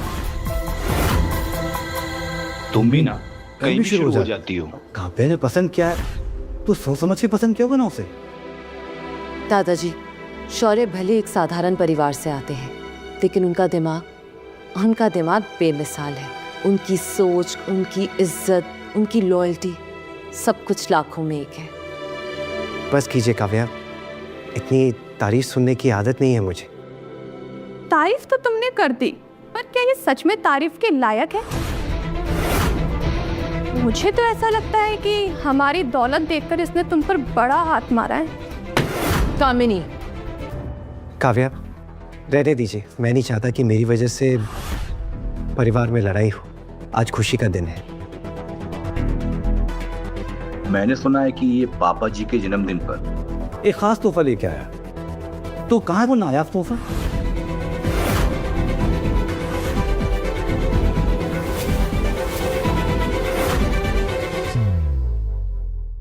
कहाँ है वो नायाब तोहफा? भाई हम तो दादाजी के लिए गिफ्ट लाए हैं, कहीं ये जनाब भूल तो नहीं गए?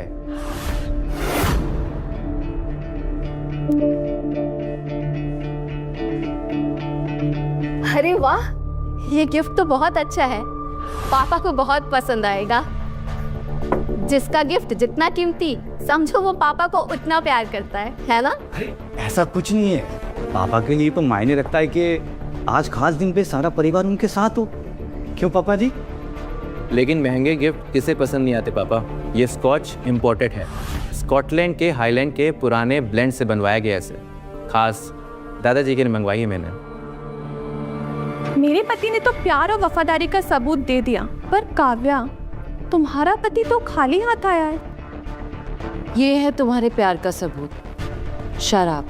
शायद तुम भूल रही हो, दादाजी शराब को हाथ तक नहीं लगाते हैं।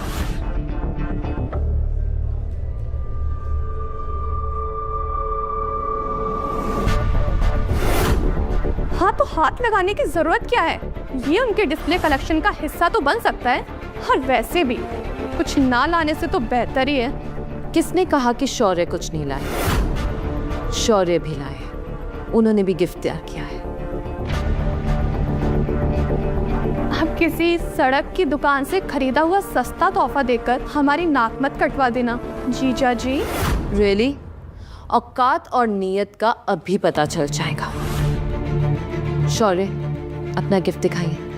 अरे रहने दो काव्या, इसका सस्ता गिफ्ट सबके सामने दिखाकर परिवार की नाक कटवाओगी क्या? हमारे दामाद ने गलत गिफ्ट चुन लिया, लेकिन फिर भी इसकी कीमत करोड़ों में है। और अगर कहीं ये सस्ता गिफ्ट हुआ तो शौर्य, इन सब के सामने तुम्हारी इज्जत की धज्जियां उड़ जाएंगी।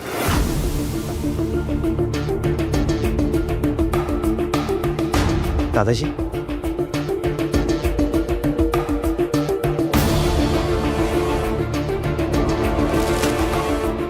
बॉक्स को देख के गिफ्ट की औकात पता चल रही है। गिफ्ट देखकर सबकी बोलती बंद हो जाएगी। दादाजी, आपके 70th बर्थडे के लिए हमारी तरफ से असली सूर्यमणि से बनी हुई अशोका काल की ये अमर निशानी।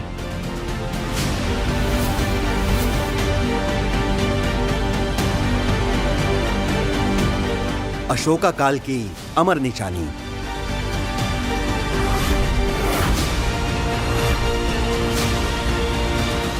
ये कैसे हो सकता है? अगर ये असली है तो इसकी कीमत करोड़ों में होगी। अब समझ में आया कि सब लोग इसका इतना गुणगान क्यों कर रहे हैं। नकली माल चिपकाने में बड़ा एक्सपर्ट लगता है ये। नहीं, ये चाय दाने बिल्कुल असली है। मेरे पापा ने इसे खुद दरबार कलेक्टिबल से चुन के निकाला है। तो तुमने इसे चुना है बेटा? जी हाँ दादाजी, अब तो आप समझ ही गए होंगे कि मेरी पसंद आप ही की तरह नायाब है। आखिर तुम्हारे अंदर तुम्हारे दादाजी का खून जो है। क्या दादाजी आप भी? इसने कहा कि ये इसने चुना है और आपने मान लिया? ये हमारा एम्प्लॉय है, यानी कि नौकर। और भाई कौन से नौकर की इतनी औकात होती है कि इतना महंगा तोहफा लाकर दे? कामिनी, अब तुम मेरी हदों से बाहर जा रही हो। मैंने ऐसा भी क्या गलत कह दिया? क्या ये तुम्हारी सिफारिश से कंपनी में नहीं आया? और वैसे भी अब ये मेरे पति जैसा तो है नहीं कि कम उम्र में देशमुख इंडस्ट्रीज में सीनियर प्रोडक्ट मैनेजर की कुर्सी ले लियो।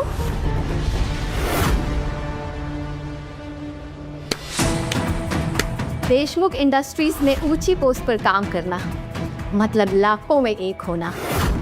अगर मेरे पापा में बात नहीं होती तो क्या जयराम देशमुख उन्हें अपना खास दोस्त बनाते? जयराम देशमुख इस लफंगे का दोस्त?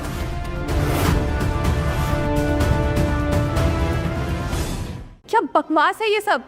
एक हाथी कभी चींटी से दोस्ती नहीं कर सकता। और वैसे भी मिस्टर देशमुख अपने रुतबे के हिसाब से रिश्ते बनाते हैं।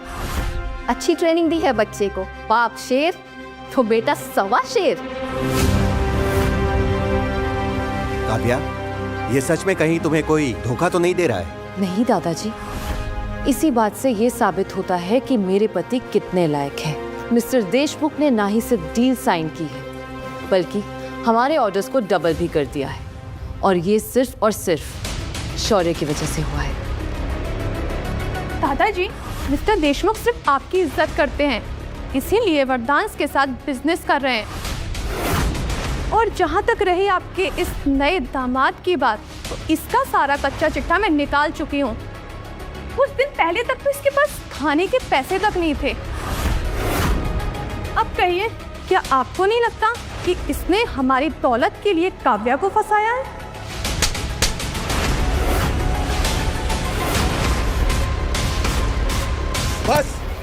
बस करो। क्या वरदान परिवार ने तुम दोनों को यही परवरिश दी है? दो बहनें सबके सामने एक दूसरे की दुश्मन बनी हुई हैं। तुम्हारी हिम्मत कैसे मुझ पर हाथ उठाने की? अगर तुमने मेरे पति के बारे में कुछ भी कहा तो तुम्हारा घमंड और दांत दोनों तोड़ दूंगी। युवान, अभी मिस्टर देशमुख को कॉल करो और उनसे पूछो कि क्या वो इस फड़क छाप को जानते हैं। अब भी यही दूध का दूध और पानी का पानी हो जाएगा। कॉल करने की जरूरत नहीं पड़ेगी।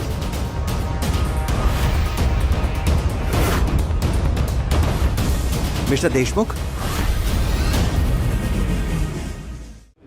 कॉल करने की जरूरत नहीं पड़ेगी। शायद अभी अभी किसी ने मेरा नाम लिया था। अच्छा हुआ आप आ गए मिस्टर देशमुख। यहाँ पे कुछ लोगों को गलतफहमी है जो सिर्फ आप दूर कर सकते हैं। गलतफहमी? कैसी गलतफहमी? यहाँ कुछ लोग मानने को तैयार नहीं है कि आप वरदांस के साथ बिजनेस सिर्फ और सिर्फ शौर्य की वजह से कर रहे हैं। मैं आपकी गलतफहमी दूर कर देता हूँ। ये सच है कि शौर्य जब तक वरदान इंडस्ट्रीज का हिस्सा बना रहेगा, देशमुख इंडस्ट्रीज उनके साथ खड़ा रहेगा। क्या? सेठ जी शौर्य को इतनी इज्जत दे रहे हैं, कहीं काव्या ने पति चुनने में हमारी बेटी को पीछे तो नहीं छोड़ दिया? सर, कहीं आपको किसी ने बहकाया तो नहीं है? बहकते वो लोग हैं जिन्होंने कभी चलना नहीं सीखा। और सेठ जयराज सिर्फ जुबान नहीं चलाता, इंडियन बिजनेस मार्केट पे चलाता है। और रही जहां तक शौर्य की काबिलियत की बात, तुम जैसे बेअकल लोग ऐसा सवाल नहीं उठा सकते। आप मिस्टर जयराज देशमुख, प्लीज, आपका शौर्य के बारे में ऐसा सोचना हमारे लिए सौभाग्य की बात है। इसकी बात का बुरा मत मानिए।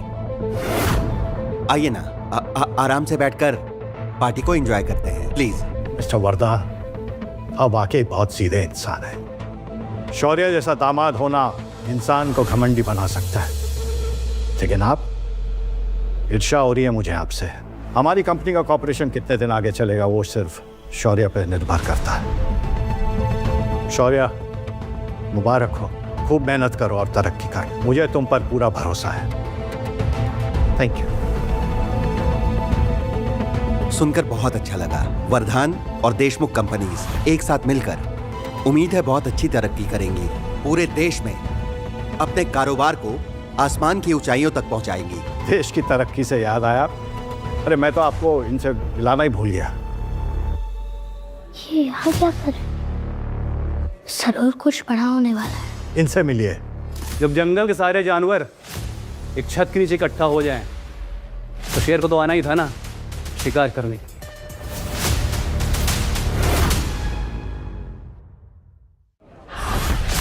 वैसे तो मेरी आदत नहीं है बिना बुलाए कहीं जाने की, लेकिन इस आदमी की इज्जत उतारने का मौका मैं कैसे जाने देता।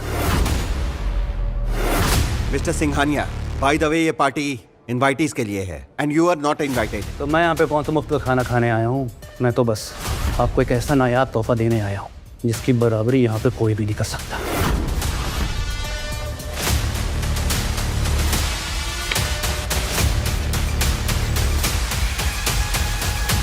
वर्धान ग्रुप और देशमुख इंडस्ट्रीज के शेयर्स और प्रॉपर्टीज के पेपर हैं। वो जब सारे सेक्रेटरीज यहाँ पे मौजूद हैं, एक एक करके साइन करिए। हाँ, शुरुआत तुमसे करते हैं काव्या। Come on. लगता है तुम्हारा दिमाग खराब हो गया है अगर तुम्हें ये लगता है कि हम इन पेपर पे साइन करेंगे। वही तो मेरा स्टाइल है काव्या, मैं सामने वाले को सोचने का मौका भी नहीं देता। और जहां तक बात रही साइन करने की ना, तो साइन तो तेरा बाप, साइन तो तेरा दादा भी करेगा, क्योंकि इस वक्त सिंघानिया फैमिली के साथ मिस्टर वाइट खड़ा है।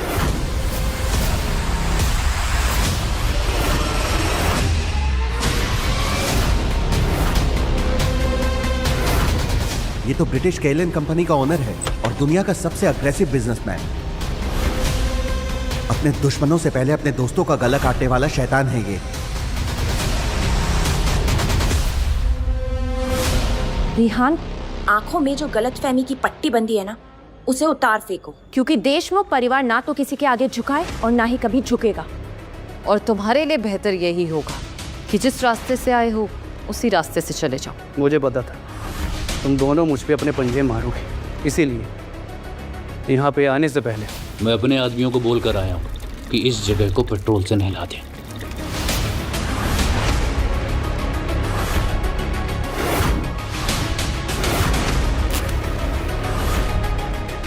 बस एक तीली और तुम सब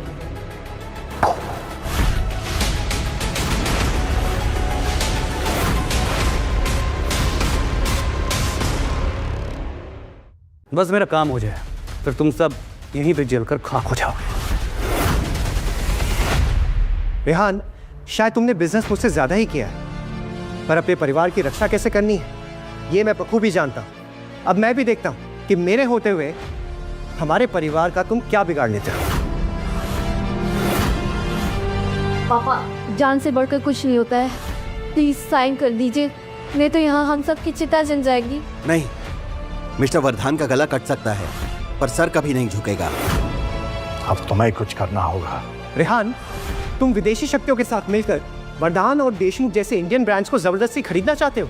ये धंधा नहीं है, देशद्रोह है। कल मैंने तेरी बेइज्जती सह ली थी, लेकिन आज अगर तूने एक शब्द भी गलत निकाला ना, तो इसका नतीजा तेरी पूरी फैमिली झेलेगी, समझा? मेरे पापा सही कह रहे, देशद्रोही हो तुम। और तुम्हें क्या लगता है रेहान, तुम्हें बचाने ये मिस्टर वाइट आएगा? तुम्हारी करतूतों का जो सच है ना एक दिन पूरे देश के सामने आएगा। लगता है आज बहुत दिनों बाद यहाँ खून बहाने का मौका मिलेगा। शौर्या, तुम्हारे जज्बे का ख्याल तुम्हें पहले से ही था। यकीन मानो, तुमने मुझे बिल्कुल निराश नहीं किया। तुम्हें जज्बा भी है और जीनियस भी। मेरे मामले में फिर से दखल देने वाला यह है कौन? मैं कौन हूँ अभी पता चल जाएगा। जंगल में गीदड़ों की तादाद बढ़ गई है भाई। चलो शिकार शुरू करो।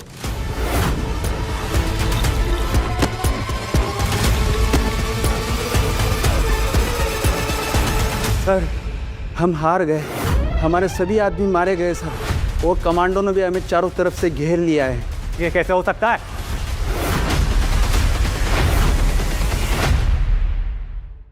रेहान सिंघानिया, तुम्हें क्या लगता है विदेशी ताकतों के साथ मिलकर तुम कानून को तोड़ लोगे? समझ लो अभी तुम बच्चे हो। Look before you leap. British Kellen से दुश्मनी बहुत महंगी पड़ेगी। हम लोग अपने देश को बचाने के लिए ना पहले डरे हैं और ना अब डरेंगे। आपका बहुत बहुत शुक्रिया, आज आपने आके हमें बचा लिया। ये तो मेरा फर्ज था और मैंने जो किया उसका इनाम तो मुझे पहले ही मिल गया। शौर्य, मैं तो सिर्फ तुमसे मिलने आया था। शौर्य, ये सब आखिर क्या हो रहा है? काव्या, मुझे भी कुछ समझ में नहीं आ रहा है। आप लोग ध्यान से सुनिए। मैं हूं धनंजय लोधी, भारत की 71 सरकारी कंपनियों का मालिक। धनंजय सिंह लोधी? फाइनेंस वर्ल्ड के सबसे बड़े आदमी आप ही हो? मैं सिर्फ इन फाइनेंशियल कंपनियों का मालिक ही नहीं हूँ, बल्कि उन सपनों का भी रखवाला हूँ जो इस देश के बाजार में जन्म लेते हैं। रेहान सिंह आनिया, आज सारा देश तुम्हारा असली चेहरा देख रहा है। बस समझ लो कि आज की रात तुम्हारी आजादी की आखिरी रात है। मुझे गिरफ्तार करोगे, ब्रिटिश केएलएन अब फाइनेंशियल वॉर छेड़ेगा और तुम दोनों को बर्बाद कर देगा। हम तैयार हैं। आज से ठीक 9 दिन पहले शौर्य के कहने पे हमने मित्तल गोल्ड शेयर्स पे इन्वेस्ट किया और आज उसकी कीमत 30 गुना ज्यादा हो गई है। तुम चाहे हमें बर्बाद करो या ना करो, हम KLN को उसकी जड़ों से उखाड़कर इस देश से बाहर फेंक देंगे। मैं जीते रोकी नहीं देता, मैं सीधा वार करूंगा। घर में घुस के याद रखना तू, छोड़ूंगा नहीं तो जाए बर्बाद कर दूंगा। याद रखना मेरा नाम क्या है।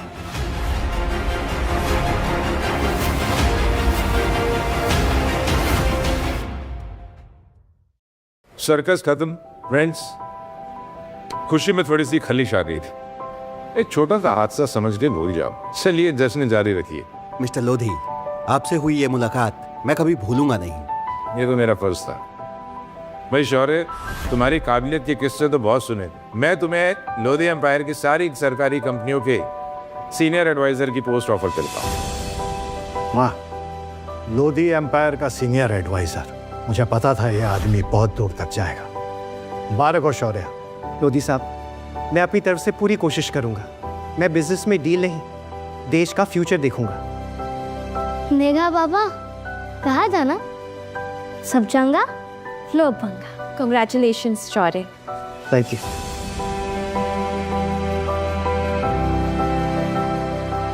मैं तुमसे वादा करता हूं, भले ही आज से मैं लोधी एम्पायर के साथ हूं, लेकिन वर्धांस उनका साथ कभी भी नहीं छोड़ूंगा। हम इसे साथ में मिलकर आगे बढ़ाएंगे। मुझे तुम पे पूरा भरोसा है। पापा, फाइनली हम असली खुशियों की तरफ बढ़ रहे हैं। दोस्तों, आज मेरा सिर्फ जन्मदिन ही नहीं, बल्कि देशमुख और वर्धान फैमिली के अटूट संबंधों की शुरुआत का शुभ दिन है। वैसे तो मैं पीता नहीं हूं, लेकिन आज इस जूस को जाम समझकर एक जाम नई दोस्तियों के नाम। चीयर्स। Cheers!